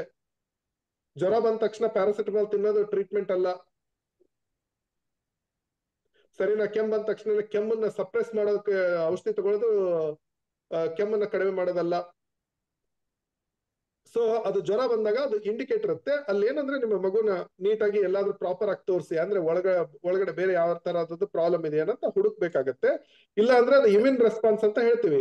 Immune response is not a bad thing. Okay sir, thank you. Okay Harish ಅವ್ರಿಗೆ ನಾನು ನೆಕ್ಸ್ಟ್ ಅವ್ರ ನಂಬರ್ನ ಕೊಡ್ತೇನೆ, ನೀವು ಬೇಕಾದ್ರೆ ಕಾಂಟ್ಯಾಕ್ಟ್ ಮಾಡ್ಕೋಬಹುದು. ಮತ್ತೇನಂದ್ರೆ ಫೀಡ್ಬ್ಯಾಕ್ಗಳನ್ನ ನೋಡಿ ನೀವು ಯಾವುದಾದ್ರೂ ಹಾಸ್ಪಿಟಲ್, ನಿಯರ್ ಬೈ ಹಾಸ್ಪಿಟಲ್ ಹೋದ್ರು ಕೂಡ, ಆಯುರ್ವೇದಿಕ್ ಹಾಸ್ಪಿಟಲ್, ಫೀಡ್ಬ್ಯಾಕ್ಗಳನ್ನ ಹೋಗಿ ನೋಡ್ಬೋದು ನೀವು. ಸೊ ಅವ್ರ ಫೀಡ್ಬ್ಯಾಕ್ಗಳನ್ನ ನೋಡ್ಕೊಂಡು, ರಿವ್ಯೂಗಳನ್ನ ನೋಡ್ಕೊಂಡು ಅಲ್ಲಿ ಹೋದಾಗ ನಿಮ್ಗೊಂದು ಐಡಿಯಾ ಬರುತ್ತೆ ಲೋಕಲ್ ನಿಮ್ದು ಇದ್ದು ಹಾಸ್ಪಿಟಲ್ಗಳಲ್ಲಿ. ಯಾಕೆ ನಾವು ಕೂಡ ಹಾಸ್ಪಿಟಲ್ ಇದು IMA ಕೇರ್ ಅಂತೇಳಿ ಹೆಸರುಗಡದಲ್ಲಿ ಇದೆ. ಸೊ ನಮ್ಮ ಮಗುಗೆ ಅಲ್ಲೇ ಹಾಕ್ಸಿದ್ದು, ಸೊ ಹಾಗಾಗಿ ಹೇಳಿದೆ. ನಿಮ್ಗೆ ಗೊತ್ತಿರ್ಬೋದು ಅನ್ಕೋತೀನಿ ಗುರುಗಳೇ, IMA ಇದು. ಗೊತ್ತು. ಇದು ಮುಂಚೆ FRLHT ಅಂತ ಹೇಳ್ತಾ ಇದ್ರು, ಅದನ್ನ ಇವು ಟಾಟಾ ಟಾಟಾದವ್ರದ್ದು. ಇನ್ಸ್ಟಿಟ್ಯೂಟ್ ಫಂಡಿಂಗ್ ಮಾಡಿದೆ ಡಾಕ್ಟರ್ ಇವರು ದರ್ಶನ್ ಶಂಕರ್, ಫೌಂಡರ್. ಹೌದು. ಭಾರತ್ ಅಕ್ಷಲತಾ ಅವ್ರು ಹೇಳಿ. ಆಶಾಲತಾ. ನಮಸ್ತೆ ಸರ್. ನಮಸ್ತೆ, ಹೇಳಿ. ನಾನು ಇವಾಗ ಡಿಪ್ಲೊಮೊ ಇನ್ ಯೋಗ ಅಂದ್ರೆ ಯೋಗ ಪ್ರಾಕ್ಟೀಸ್ ಮಾಡ್ತಿದ್ದೀನಿ ಮತ್ತೆ ಟೀಚ್ ಮಾಡ್ತಿದ್ದೀನಿ. ಮತ್ತೆ ನ್ಯೂಟ್ರಿಷನ್ ಡಿಪ್ಲೊಮೊ ಕೋರ್ಸ್ ಮಾಡ್ತಿದ್ದೀನಿ. ನಂದು ಮೇನ್ ಏನಂದ್ರೆ ಈ ಆಯುರ್ವೇದ ಸ್ವಲ್ಪ ಬೇರೆದು ಕಲ್ತಿದ್ದೀನಿ ಇಂಗ್ಲಿಷ್ ಅಲ್ಲಿ. ಅಂದ್ರೆ ನಂದು ಇವಾಗ ಆಯುರ್ವೇದ ಮತ್ತೆ ಡಯಟ್ ಯೋಗ ಎಲ್ಲ ಯೂಸ್ ಮಾಡ್ಕೊಂಡು ಆಲ್ಮೋಸ್ಟ್ ಎಲ್ಲಾ ರೋಗಗಳನ್ನು ಸ್ವಲ್ಪ ಕ್ಯೂರ್ ಮಾಡ್ಬೋದು ವಿತೌಟ್ ಅಲೋಪತಿ ಮೆಡಿಸಿನ್ ಅನ್ನೋದು ನನ್ನ ಏಮು. ATM ಅಲ್ಲೂ ಕೋರ್ಸ್ ಅಲ್ಲೂ ಇದ್ದೀನಿ. ಬಟ್ ಅದ್ ಆಗುತ್ತಾ ಆ ತರ ಅಂತ, ಯಾಕಂದ್ರೆ ನಾನು ಇಂಜಿನಿಯರಿಂಗ್ ಫೀಲ್ಡ್ ಇಂದ ಕಂಪ್ಲೀಟ್ ಈ ಫೀಲ್ಡ್ ಬಂದಿರೋದು. ನಾನ್ ಇವಾಗ ಪ್ರೂಫ್ ಅಂತ ರಿಸರ್ಚ್ ಪೇಪರ್ ಅದಕ್ಕೆಲ್ಲ ಹೋಗೋದಕ್ಕಾಗಲ್ಲ ತಕ್ಷಣ. ಲೈಕ್ MSc ಇನ್ ಯೋಗ ಮಾಡಿ PhD ಆ ತರ ರಿಸರ್ಚ್ ಮಾಡ್ಬೇಕು ಅಂತ ನನ್ ಐಡಿಯಾ ಇದೆ. ಬಟ್ ಅದ್ ಆಗುತ್ತಾ ಅನ್ನೋದು ಒಂದು ನನಗ್ ಕಾನ್ಫಿಡೆನ್ಸ್ ಇದೆ. ಬಟ್ ಒಂದ್ ಕ್ವೆಶನ್ ಬೇಕಿತ್ತು. ಅಲ್ಲ ನೋಡಿ, ನೀವು MSc ಇನ್ ಯೋಗ ಅದೆಲ್ಲ ಮಾಡಿದಾಗ ನೀವು ಡೆಫಿನೆಟ್ಲಿ ರಿಸರ್ಚ್ ಪಬ್ಲಿಕೇಶನ್ ಹಾಕ್ಬೇಕಾಗತ್ತೆ. ನೀವು ಆಯುರ್ವೇದ ಮೆಡಿಸಿನ್ ಯೂಸ್ ಮಾಡ್ಲೇಬೇಕಂತಂದ್ರೆ ನೀವು ನಿಮ್ಮ ಪೇಪರ್ಗೆ ನೀವು you should take a field expert presence ಇರೋದು ತುಂಬಾ ಇಂಪಾರ್ಟೆಂಟ್ ಆಗುತ್ತೆ. ನೀವು because your education background is yoga, ನೀವು you can be investigator in yoga. But ನೀವು ಆಯುರ್ವೇದ ಮೆಡಿಸಿನ್ ಯೂಸ್ ಮಾಡಿದಾಗ ನಿಮ್ಮ ಆ ಒಂದು ಫೀಲ್ಡ್ ಎಕ್ಸ್ಪರ್ಟ್, ಸಬ್ಜೆಕ್ಟ್ ಎಕ್ಸ್ಪರ್ಟ್ ಅಂತ ಬೇಕಾಗ್ತಾರೆ. ನೀವು ಅದನ್ನ ಹಾಕ್ಲೇಬೇಕು. ಮತ್ತೆ ಕ್ಯೂರ್ ಅನ್ನೋ ಪದ ತುಂಬಾ ಏನಂತಾರೆ, ತುಂಬಾ ಟ್ಯಾಕ್ಟ್ಫುಲ್. ಈಗ ನಾನು ಯಾವ ಡಿಸೀಸ್ ನ ಕ್ಯೂರ್ ಮಾಡ್ತೀನಿ, ಯಾವ ಡಿಸೀಸ್ ನ ಕ್ಯೂರ್ ಮಾಡಲ್ಲ ಅನ್ನೋದೇ ಒಂದು ದೊಡ್ಡ ಏನಂತಾರೆ, it's one of the biggest challenge. ಸುಮ್ನೆ ನಾವು ಯಾವ್ದೋ ಒಂದು ಡಿಸೀಸ್ ನ ಟ್ರೀಟ್ ಮಾಡಿ ಒಂದು ಕ್ಯೂರ್ ಅಂತ ಹೇಳಕ್ ಆಗಲ್ಲ. ಅದಕ್ಕೆ ಇಷ್ಟೇ number of patient, minimum 30 cases, minimum 40 cases ನ ನೀವು ಟ್ರೀಟ್ ಮಾಡಿ ಕ್ಯೂರ್ ಮಾಡಿದೀನಿ ಅಂತ ನೀವು ಪೇಪರ್ ಎವಿಡೆನ್ಸ್ ಇಟ್ಕೊಂಡು ಮಾಡಿದ್ರೆ ನೀವು ಪಬ್ಲಿಕೇಶನ್ ಮಾಡ್ಬೋದು. Okay, thank you madam. ಇನ್ನೊಂದು 2 ಜನಕ್ಕೆ ಬಿಟ್ಟು ಕ್ಲಾಸ್ನ ಕ್ಲೋಸ್ ಮಾಡ್ತೇವೆ. ಜ್ಯೋತಿ ಶೇಟ್ ಅವ್ರು ಹೇಳಿ. ನಮಸ್ತೆ ಹೇಳಿ. ಸ್ವಲ್ಪ ನಿಮ್ ಸೌಂಡ್ ಕೇಳ್ತಾ ಇಲ್ಲ. ಹೆಡ್ಫೋನ್ ಹಾಕೊಂಡಿದ್ದೀರಾ? ನಮಸ್ತೆ ಹೇಳಿ. ಹಾ, ನಮಸ್ತೆ ಹೇಳಿ. ಹೆಡ್ಫೋನ್ ಹಾಕೊಂಡಿಲ್ಲ ಅಂದ್ರೆ ಕೇಳತ್ತೆ ಅನ್ಕೋತೀನಿ ಇನ್ನೊಂದು ಜೋರಾಗಿ ಇಡೀ ಕರ್ನಾಟಕಕ್ಕೆ. ಓಕೆ, ಹೇಳಿ ಹೇಳಿ. ಅಂದ್ರೆ ಸರ್, ಅಂದ್ರೆ ನಮ್ಗೆ ಆಯುರ್ವೇದದಲ್ಲಿ ಉಷ್ಣ ಆಹಾರ ಅಂದ್ರೆ ಯಾವ್ದೆಲ್ಲ ಬರುತ್ತೆ ಅಂತ ಸರ್? ಈಗ ನೀವು ತುಂಬಾ ಬೇಗ ಕೇಳ್ಬಿಟ್ರಿ. ನೆಕ್ಸ್ಟ್ ಕಾನ್ಸೆಪ್ಟ್ ಅಲ್ಲಿ ಕವರ್ ಮಾಡ್ತಾರ ಅವ್ರು ಆಲ್ರೆಡಿ ಹೇಳಿದ್ದಾರೆ. ನಾ ಹೇಳ್ತೀನಿ ಮುಂದೆ, ಅದೇ ಇದೆ, ಅದ್ರ ಬಗ್ಗೆ ತುಂಬಾ ಡೀಟೇಲ್ ಆದ ಕ್ಲಾಸಸ್ ಇವೆ ನೋಡಿ. ಫಸ್ಟ್ ಆಫ್ ಆಲ್ ಹೇಳ್ತೀನಿ, ಉಷ್ಣ ಶೀತ ಕಾನ್ಸೆಪ್ಟ್ ಅನ್ನೋದೇ ತುಂಬಾ ದೊಡ್ಡ ಟಾಪಿಕ್. ಸಿಂಪಲ್ ಒಂದು ನಿಮ್ಗೆಲ್ಲರಿಗೂ ಏನಂತ ಹೇಳ್ತೀನಿ, ಬ್ರೈನ್ ಒಂದು ಕೆಲಸ ಕೊಡ್ತೀನಿ, ನೀವು ಯೋಚಿಸಿ, ಹೋಮ್ವರ್ಕ್ ಮಾಡಿ ಎಲ್ರು. ಈಗ ಮಜ್ಜಿಗೆ ಎಲ್ಲರೂ ಶೀತ ಅಂತಾರಲ್ವಾ, ಮಜ್ಜಿಗೆ ಶೀತ ಅಲ್ವೇ ಅಲ್ಲ, ಉಷ್ಣ. ಸರಿನಾ? ಎಲ್ಲರೂ ಬೇಸಿಗೆಯಲ್ಲಿ ನಾವು ಮಜ್ಜಿಗೆ ಕುಡಿತೀವಿ. ಯಾಕೆ ಬೇಸಿಗೆಯಲ್ಲಿ ಮಜ್ಜಿಗೆ ಕುಡಿಬೇಕನ್ನೋ ಕಾನ್ಸೆಪ್ಟೇ ಒಂದು ದೊಡ್ಡದಿದೆ. ಸೊ ಉಷ್ಣ ಮತ್ತೆ ಶೀತ ಅನ್ನೋದು ಆಯುರ್ವೇದದಲ್ಲಿ ತುಂಬಾ important topic. Definitely we will cover in detail. ಸರಿನಾ? ಅದು ಗುಡ್ ಯಾಂಗ್ ಮತ್ತೆ ಬ್ಯಾಡ್ ಯಾಂಗ್ ಅಂತ ಬರುತ್ತೆ ಮೇಡಮ್. ಅದು ಬರುತ್ತೆ, ಗುಡ್ ಯಾಂಗ್ ಬ್ಯಾಡ್ ಯಾಂಗ್ ಅಂತ ಇರುತ್ತೆ. ಸೊ ಅದನ್ನ ನೆಕ್ಸ್ಟ್ ಅವ್ರು ಕವರ್ ಮಾಡ್ತಾರೆ. ಬಿಂದವ್ರು ಹೇಳಿ. ಬಿಂದವ್ರು ಹೇಳಿ. ಓಕೆ, ನಮಸ್ತೆ, ನಮಸ್ಕಾರ ಸರ್. ನಮಸ್ತೆ ಹೇಳಿಮ್ಮ. ಈಗ ಒಂದು ಬ್ಲಡ್ ಟೆಸ್ಟ್ ಮಾಡಿದಾಗ HSR-CRP ಅಂತ ಒಂದು ಬರುತ್ತೆ, ಆ ಸಿ ರಿಯಾಕ್ಟಿವ್ ಪ್ರೋಟೀನ್ ಅಂತ. ಅದು ಆಕ್ಚುಲಿ ಅದು ಬಾಡಿಯಲ್ಲಿ ಇನ್ಫೆಕ್ಷನ್ ಅಂತ ಅರ್ಥನಾ ಅಥವಾ ಹಾರ್ಟ್ ರಿಲೇಟೆಡ್ಗೆ ಕನೆಕ್ಟ್ ಆಗಿರುತ್ತಾ? ಮತ್ತೆ ನಿಮ್ ಇದನ್ನ ಈ ಆಯುರ್ವೇದದಲ್ಲಿ ಹೇಗೆ ಅದು ಯಾವ ರೀತಿ ರಿಲೇಟ್ ಆಗುತ್ತೆ? ನೋಡಿ, CRP, ಸಿ ರಿಯಾಕ್ಟಿವ್ ಪ್ರೋಟೀನ್ ಅಥವಾ ಹೈ ಸಿ ರಿಯಾಕ್ಟಿವ್ ಪ್ರೋಟೀನ್ ಅಂತ 2 ಬರುತ್ತೆ. ಸಿ ರಿಯಾಕ್ಟಿವ್ ಪ್ರೋಟೀನ್ ಗಿಂತ ಸೆನ್ಸಿಟಿವ್ ಬಂದ್ಬಿಟ್ಟು ಹೈ ಸಿ ರಿಯಾಕ್ಟಿವ್ ಪ್ರೋಟೀನ್. ಸರಿನಾ? ಹೈ ಸಿ ರಿಯಾಕ್ಟಿವ್ ಪ್ರೋಟೀನ್ ಅನ್ನೋದು ಇಟ್ ಇಸ್ ನಾಟ್ ಡಯಾಗ್ನೋಸ್ಟಿಕ್. ಇದು ಹೈ ಸಿ ರಿಯಾಕ್ಟಿವ್ ಪ್ರೋಟೀನ್ ಯಾರಿಗೋ ಒಬ್ರಿಗೆ ಜಾಸ್ತಿ ಇದೆ ಅಂದ್ರೆ ಅದು ಇದೇ ರೋಗ ಅಂತ ಹೇಳಕ್ಕಾಗಲ್ಲ. ಅದು ಜಾಸ್ತಿ ಇರೋದ್ರಿಂದ ಬಾಡಿಯಲ್ಲಿ ನಾವು ಇನ್ಫ್ಲಮೇಷನ್ ಅಂತ ಹೇಳ್ತೀವಿ. ಅಂದ್ರೆ ದೇಹದ ಜೀವಕೋಶಗಳಲ್ಲಿ ಯಾವುದೋ ಒಂದು ಭಾಗದಲ್ಲಿ ಊತ ಇದೆ ಅಂತ ಅರ್ಥ. ಯಾವುದೋ ಒಂದು ಭಾಗ, ಹೌದು, ನಾಟ್ ಪರ್ಫೆಕ್ಟ್ ಇದೆ ಅಂತ ಇಲ್ಲ. ಓಕೆ. ಈಗ ಫಾರ್ ಎಕ್ಸಾಂಪಲ್ ಯಾರಿಗೋ ಒಬ್ರಿಗೆ ಹಾರ್ಟ್ ಅಟ್ಯಾಕ್ ಆಗಿದೆ ರೀಸೆಂಟ್ ಆಗಿ, ಯಾವ್ದು ಸಿ ರಿಯಾಕ್ಟಿವ್ ಪ್ರೋಟೀನ್ ಜಾಸ್ತಿ ಇರುತ್ತೆ. ಈಗ ರುಮಟಾಯ್ಡ್ ಆರ್ಥರೈಟಿಸ್ ಇರುತ್ತೆ, ಜಾಯಿಂಟ್ ಊತ ಬಂದಿವೆ, ಸಿ ರಿಯಾಕ್ಟಿವ್ ಪ್ರೋಟೀನ್ ಜಾಸ್ತಿ ಇರುತ್ತೆ. ವೈರಲ್ ಫೀವರ್ ಬಂದೋಗಿದೆ, ವೈರಲ್ ಫೀವರ್ ಬಂದೋದಾಗೂ ಸಿ ರಿಯಾಕ್ಟಿವ್ ಪ್ರೋಟೀನ್ ಜಾಸ್ತಿ ಇರುತ್ತೆ. ಹೌದು, any infection and inflammation, any inflammation can trigger the C-reactive protein. Okay, thank you madam. Okay, ಇನ್ನೊಂದು 2 ಜನ ಆಗ್ಬೋದಲ್ಲ ಸರ್? ಇನ್ನೊಂದು ಎಷ್ಟಿದೆ? 8:19 ಆಯ್ತು. ಇನ್ನೊಂದು 10 ನಿಮಿಷ ಉಳಿದಿದೆ. ಸೊ ನೀವು ಬಿಸಿ ಕ್ವಶನ್ ತಗೊಳ್ಳಿ, ತೊಂದರೆ ಇಲ್ಲ. ಓಕೆ, ಶ್ರೀಲಕ್ಷ್ಮಿ ಅವ್ರು ಹೇಳಿ. ಶ್ರೀಲೇಖಾ, ಓಕೆ ಹೇಳಿ ಮೇಡಮ್. ನಮಸ್ತೆ ಸರ್. ನಮಸ್ತೆ ಹೇಳಿ. ಇದು ವಾತ ಶರೀರ ಇರೋರ್ಗೆ ಈ ಥೈರಾಯ್ಡ್ ಈ ತರ ಎಲ್ಲ ಬರುತ್ತೆ ಅಲ್ವಾ? ನೋಡಿ, ಹಾಗೆ ಸ್ಪೆಸಿಫಿಕ್ ಆಗಿ ವಾತ ಇದ್ದವ್ರಿಗೆನೆ ಥೈರಾಯ್ಡ್ ಬರುತ್ತೆ ಅಂತಿಲ್ಲ. ನೋಡಿ, ಅವು ಏನಾಗುತ್ತೆ, ಇನ್ ಡೆಪ್ತ್ ಹೋದಾಗ ಒಂದು ರೇಷೋ ತೆಗಿಬಹುದು. ವಾತ ಇರೋರ್ಗೆ ಎಲ್ಲರಿಗೂ ಥೈರಾಯ್ಡ್ ಬರುತ್ತೆ ಅಂತ ಹೇಳಕ್ ಆಗಲ್ಲ. ಸರಿ, ಏನಾಗುತ್ತೆ, ಈಗ ಕಾಂಬಿನೇಷನ್ ಇರುತ್ತೆ, ವಾತ ಕಫದ ಕಾಂಬಿನೇಷನ್ ಇರೋರ್ಗೆ ಥೈರಾಯ್ಡ್ ಬರೋ ಚಾನ್ಸಸ್ ಜಾಸ್ತಿ ಇರುತ್ತೆ ಅಂತ ಒಂದು 100 ಜನರಲ್ಲಿ ನೀವು ಸ್ಟಡಿ ಗ್ರೂಪ್ ಮಾಡ್ಕೊಂಡು ಇವ್ರಿಗೆ ಬರೋ ಚಾನ್ಸ್ ಜಾಸ್ತಿ ಇದೆ ಅಂತ ಹೇಳ್ಬೋದೇ ಹೊರತು ವಾತ ಇರೋರ್ಗೆ ಎಲ್ಲರಿಗೂ ಥೈರಾಯ್ಡ್ ಬರುತ್ತೆ ಅಂತ ಹೇಳಕ್ ಆಗಲ್ಲ. ಏನಾಗುತ್ತೆ, ವಾತದ ಅಂಶ ಬಾಡಿಯಲ್ಲಿ ಜಾಸ್ತಿ ಆದಾಗ ಥೈರಾಯ್ಡ್, ಹೈಪೋಥೈರಾಯ್ಡ್ ಅಂತ ಏನ್ ಹೇಳ್ತೀವಲ್ಲ, ಅದ್ರದ್ದು ಸಿಂಪ್ಟಮ್ಸ್ ಮ್ಯಾಚ್ ಆಗ್ತಾ ಹೋಗುತ್ತೆ. ಹೀಗಾಗಿ ಏನ್ ಮಾಡ್ತಾರೆ, ಥೈರಾಯ್ಡ್ ಟ್ರೀಟ್ಮೆಂಟ್ ಎಲ್ಲಾನು ವಾತದ ಟ್ರೀಟ್ಮೆಂಟ್ ಬೇಸ್ ಆಗಿನೇ ಮಾಡೋದು. ಹೀಗಾಗಿ ಅದನ್ನ ಒಂದು ಇನ್ ಜನರಲ್ ನೀವು ರಾ ಆಗಿ ಮಾತಾಡುವಾಗ ವಾತ ಹೆಚ್ಚಾಗಿದೆ ಅಂತ ಅಂದ್ಬಿಡ್ತಾರೆ. ಸೊ ಬಟ್ ಎಲ್ಲ ಪರ್ಸನ್ಗೂ ಥೈರಾಯ್ಡ್ ಇರ್ಲೇಬೇಕಂತ ಏನಿಲ್ಲ. ಓಕೆ, ಇವಾಗ ಅದು ವಾತ ಜಾಸ್ತಿ ಆದ್ರೆ ಏನೇನ್ ಪ್ರಾಬ್ಲಮ್, ಅದನ್ನ ಹೇಗ್ ಬ್ಯಾಲೆನ್ಸ್ ಮಾಡ್ಬೋದು ಸರ್?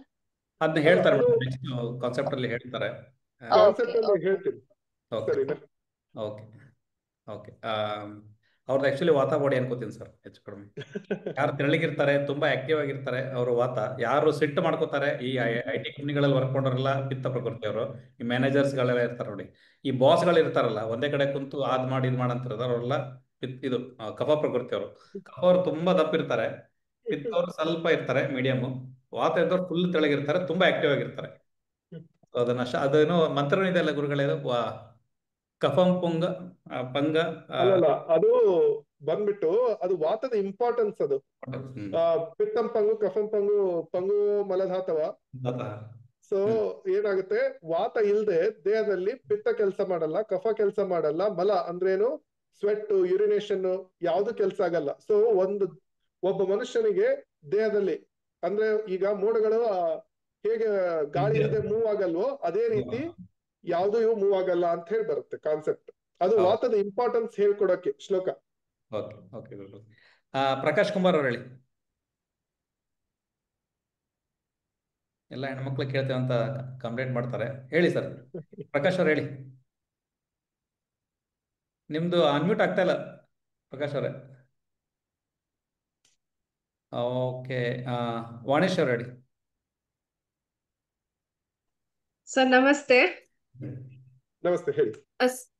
ಸರ್ ಹಾ ಸರ್, ಈಗ ನಾವೆಲ್ಲ ಲೇಮನ್, ಆಯುರ್ವೇದ ಅಂದ್ರೆ ವಾಸ್ಟ್, ನಮ್ಗೆಲ್ಲ ಕಲಿಯೋದಕ್ಕೆ ಏನ್ ಸಿಗತ್ತೆ ಈ ಕೋರ್ಸ್ ಅಲ್ಲಿ ಅಂತ ಏನಾದ್ರು ಸಂಕ್ಷಿಪ್ತವಾಗಿ ಹೇಳ್ಬೋದಾ?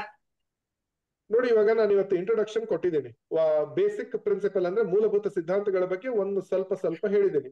ಮುಂದಿನ ದಿನಗಳಲ್ಲಿ ಒಬ್ಬ ಆಸ್ ಎ ಲೇ ಮ್ಯಾನ್ ನಮ್ಮ ಆರೋಗ್ಯ ಕಾಪಾಡ್ಕೊಳಕ್ ನಾವ್ ಏನ್ ಮಾಡಬಹುದು ನೀವು ಅನ್ನೋದನ್ನ ನಾನು ತಿಳಿಸ್ಕೊಡ್ತೀನಿ. ಈಗ ಒಬ್ಬ ಮನುಷ್ಯನ ಈಗ ಎಲ್ಲರೂ ಮಾತಾಡ್ಕೊಳ್ಳೋದೇನು, ನಾನು ಇಮ್ಯುನಿಟಿ ಚೆನ್ನಾಗಿರ್ಬೇಕು, ನಾನ್ ಚೆನ್ನಾಗಿರ್ಬೇಕು, ನನ್ನ ಇಮ್ಯುನಿಟಿ ಅನ್ನೋದು ಚೆನ್ನಾಗ್ ಆಗ್ಬೇಕಂದ್ರೆ ನಾನು ಏನ್ ಮಾಡ್ಬೇಕು, ಅದನ್ನ ನಾ ಹೇಗೆ ಜೀವಿಸ್ಬೇಕು, ಯಾವಾಗ ವ್ಯಾಯಾಮ ಮಾಡ್ಬೇಕು, ಯಾವಾಗ ತಿನ್ಬೇಕು, ಯಾವಾಗ ಮಲ್ಕೋಬೇಕು, ಅದು ಹೇಗೆ ಇಂಪಾರ್ಟೆಂಟ್. ಸೊ ಇವತ್ತು ಮೆಟಬಾಲಿಕ್ ಸಿಂಡ್ರೋಮ್ ಅಂತ ಹೇಳ್ತೀವಿ. ಇವತ್ತು ಅರ್ಧ ರೋಗಗಳು ಬರ್ತಿರೋದೇ ಮೆಟಬಾಲಿಕ್ ಸಿಂಡ್ರೋಮ್ ಇಂದ. ನಮ್ಮ ಓವರ್ ಆಲ್ ನಮ್ಮ ಜೀರ್ಣಕ್ಕೆ ಸಂಬಂಧಪಟ್ಟಂತ ಆ ಜೀರ್ಣ ಪ್ರಕ್ರಿಯೆನ ಚೆನ್ನಾಗಿ ಇಟ್ಕೋಬೇಕಂದ್ರೆ ಒಂದು ದಿನದಲ್ಲಿ ನಾನು ಏನ್ ಮಾಡ್ಬೇಕು, ಏನ್ ಮಾಡಬಾರ್ದು, ಅದೇ ರೀತಿ ಸೀಸನ್ ಪ್ರಕಾರ ಮಳೆಗಾಲದಲ್ಲಿ ಏನ್ ಮಾಡ್ಬೇಕು, ಇವನ್ನ ಫರ್ದರ್ ಕ್ಲಾಸ್ ಅಲ್ಲಿ ನಾವು ಹೇಳ್ತಾ ಹೋಗ್ತೀವಿ. ಮೇಡಮ್ ಏನ್ ಗೊತ್ತಾ ವಾಣಿಶ್ ಅವರೇ, ನೀವು ಗೋಡೆಗಳಲ್ಲಿ ಹಾಕೊಂಬಿಡಿ ಈ ತಿಂಗಳಲ್ಲಿ ಏನ್ ತಿನ್ಬೇಕು ತಿನ್ಬಾರ್ದು ಅಂತ, ಅಲ್ಲಿ ಬರುತ್ತೆ ಸಿಸ್ಟಮ್ ಅಲ್ಲಿ. ಆಮೇಲೆ ಟೈಮಿಂಗ್ ಹಾಕೊಂಬಿಡಿ. ನೀವ್ ಬೇಕಂದ್ರೆ ಗೋಡೆಯಲ್ಲಿ ಪೇಂಟ್ ಹಾಕೋಕ್ಕಿಂತ ಇದನ್ನೇ ಒಂದು ಚಾರ್ಟ್ ಹಾಕಿದ್ರೆ ಏನಾಗುತ್ತೆ, ನಿಮ್ಗೆ ಪ್ರತಿ ಬಾರಿ ನೋಡಿದಾಗ ಕೂಡ ಅದ್ ಬರುತ್ತೆ ನೆನಪಿಗೆ. ನೈಟ್ ಆದ ಕೂಡ ಮಜ್ಜಿಗೆ ಕುಡಿಬಾರ್ದು, ನಮ್ಗೆ ಶೀತ ಆಗುತ್ತೆ ಅಂತ ಹೇಳಿ. ಬೆಳಿಗ್ಗೆ ಬಂದಾಗ ಏನ್ ಮಾಡ್ಬೇಕು ಅಂತ. ಆಮೇಲೆ ನಿಮ್ಗೆ ಟೈಮ್ ಇದೆ, ಒಂದೊಂದು ಅವ್ರು ಹೇಳಿದಾರೆ ಋತುಗಳು, 3 ತಿಂಗಳು ಒಂದ್ಸಲ ಚೇಂಜ್ ಆಗುತ್ತಲ್ಲ, ಆ ಋತುಗಳಲ್ಲಿ ಯಾವ ಆಹಾರ ತಗೊಳ್ಬೇಕು ಅನ್ನೋದು ಕೂಡ ಮೆನ್ಷನ್ ಆಗಿರೋದ್ರಿಂದ ನೀವು ಅದನ್ನ ಮಾಡ್ಕೋಬಹುದು. ನಾರ್ಮಲ್ ಆಗಿ ನಾನು ಒಂದ್ 2-3 ಕಡೆ ನೋಡಿದೆ ಆತರ ಗೋಡೆಗಳಲ್ಲಿ ಹಾಕಿದ್ದು. ಸೊ ನಿಮ್ಗೆ ಅದು ನೆನಪಾಗ್ತಾ ಇರುತ್ತೆ ಪ್ರತಿ ಬಾರಿ ನೋಡಿದಾಗ. ನಿಮ್ಗೆ ಆಲ್ಮೋಸ್ಟ್ ಈಸಿ ಆಗೋ ತರನೇ ಬರುತ್ತೆ ಕಾನ್ಸೆಪ್ಟ್. ಸೊ ಅದು ಮುಂದಿನ ದಿನಗಳಲ್ಲಿ ನೀವು ಅಟೆಂಡ್ ಮಾಡಿದಾಗ ಗೊತ್ತಾಗುತ್ತೆ. ಇದು ಸಾರಿ, ಇಂಟ್ರೊಡಕ್ಷನ್ ಕ್ಲಾಸ್ ಅನ್ನ ಅರ್ಥ ಮಾಡ್ಕೊಳಕ್ ಸ್ವಲ್ಪ ಡೆಫಿನೆಟ್ಲಿ ಕಷ್ಟ ಆಗಿದೆ, ನನಗೆ ಗೊತ್ತು. ಬಟ್ ಈ ರೀತಿ ಇರಲ್ಲ. ಫರ್ದರ್ ಮೋರ್ ಕಾನ್ಸೆಪ್ಟ್ ತುಂಬಾ ಈಸಿ ಆಗಿರುತ್ತೆ, ಅದು ಡೈಜೆಸ್ಟ್ ಮಾಡ್ಕೊಳಕ್ಕೆ ಈಸಿ ಆಗಿರುತ್ತೆ, ನಿಮ್ಗೆ ಅರ್ಥ ಆಗುತ್ತೆ, ಬೇಗನೆ ಅರ್ಥ ಆಗುತ್ತೆ. ಓಕೆ, ಹಜರತ್ ಅವ್ರು ಹೇಳಿ. ಯಾಕಂದ್ರೆ ಎಲ್ಲ ಪ್ರತಿಯೊಂದು ವರ್ಡನು ನಮ್ಗೆ ತುಂಬಾ ಫೆಮಿಲಿಯರ್ ಇರಲ್ಲ ಸರ್. ನೀವ್ ಹೇಳಿದ ವರ್ಡ್ ಎಲ್ಲ ಬಹಳ ಒಂಥರ ಹೆಂಗೆ ಅಂದ್ರೆ ಜೀರ್ಣಿಸ್ಕೊಳಕ್ ಕಷ್ಟ ಆಗತ್ತೆ. ಇಲ್ಲ, ನನ್ಗೆ ಅರ್ಥ ಆಗುತ್ತೆ. ಏನಕ್ಕಂದ್ರೆ ಈಗ ನಾನು ಹೇಳಿದ್ನಲ್ಲ, ನೀವು ದಿನಚರ್ಯದಲ್ಲಿ ನೀವು ದೋಷ ಧಾತು ಅಂತಾನೆ ಗೊತ್ತಿಲ್ಲ ಅಂದ್ರೆ, ನೀವು ವಾತದೋಷ ಹೆಚ್ಚಾಗುತ್ತೆ ಇದನ್ನ ತಿನ್ಬೇಡ ಅಂದ್ರೆ, ವಾತದೋಷ ಏನಂತಾನೆ ಗೊತ್ತಿರ್ಲಿಲ್ಲ ಅಂದ್ರೆ ಅದು ಏನೂ ಅರ್ಥ ಆಗಲ್ಲ. ಅದಕ್ಕೋಸ್ಕರ ಇದನ್ನ ಇಂಟ್ರೊಡಕ್ಷನ್ ಕೊಟ್ಟಿದ್ದೀನಿ. ಫರ್ದರ್ ಕ್ಲಾಸ್ ಅಲ್ಲಿ ನಾನು ಹೇಳ್ತೀನಿ ಅವನ್ನೆಲ್ಲ. ಓಕೆ ಮೇಡಮ್, ಇನ್ನೊಂದು ಥಾಟ್ ಕ್ರಿಯೇಟ್ ಮಾಡ್ಕೊಳ್ಳಿ, ನನಗೆ ಬೇಗ ಅಬ್ಸರ್ವ್ ಆಗಲಿ ಅಂತ ಹೇಳಿ. ಆಗುತ್ತೆ 100%. ಅರ್ಥ ಆಗಲ್ಲ ಅಂತಂದ್ರೆ ಅರ್ಥ ಆಗಲ್ಲ, ಅರ್ಥ ಆಗತ್ತೆ ಅಂದ್ರೆ ಪ್ರತಿ ಒಂದು ಅರ್ಥ ಆಗ್ಬಿಡುತ್ತೆ. ಸ್ವಲ್ಪ ಟೈಮ್ ಬೇಕಷ್ಟೇ ಅದಕ್ಕೆ. ಆಮೇಲೆ ರೆಕಾರ್ಡಿಂಗ್ ಕೊಡ್ತೇವಲ್ಲ ನಾವು, ಎಷ್ಟು ಒಂದು ತಿಂಗಳು 2 ತಿಂಗಳು ಹಗಲೆಲ್ಲ ನೋಡ್ತಾ ಇರಿ. ಏನಾದ್ರು ಕಲಿಬೇಕಂದ್ರೆ ಸ್ವಲ್ಪ ಟೈಮ್ ಕೊಡಬೇಕಾಗುತ್ತೆ.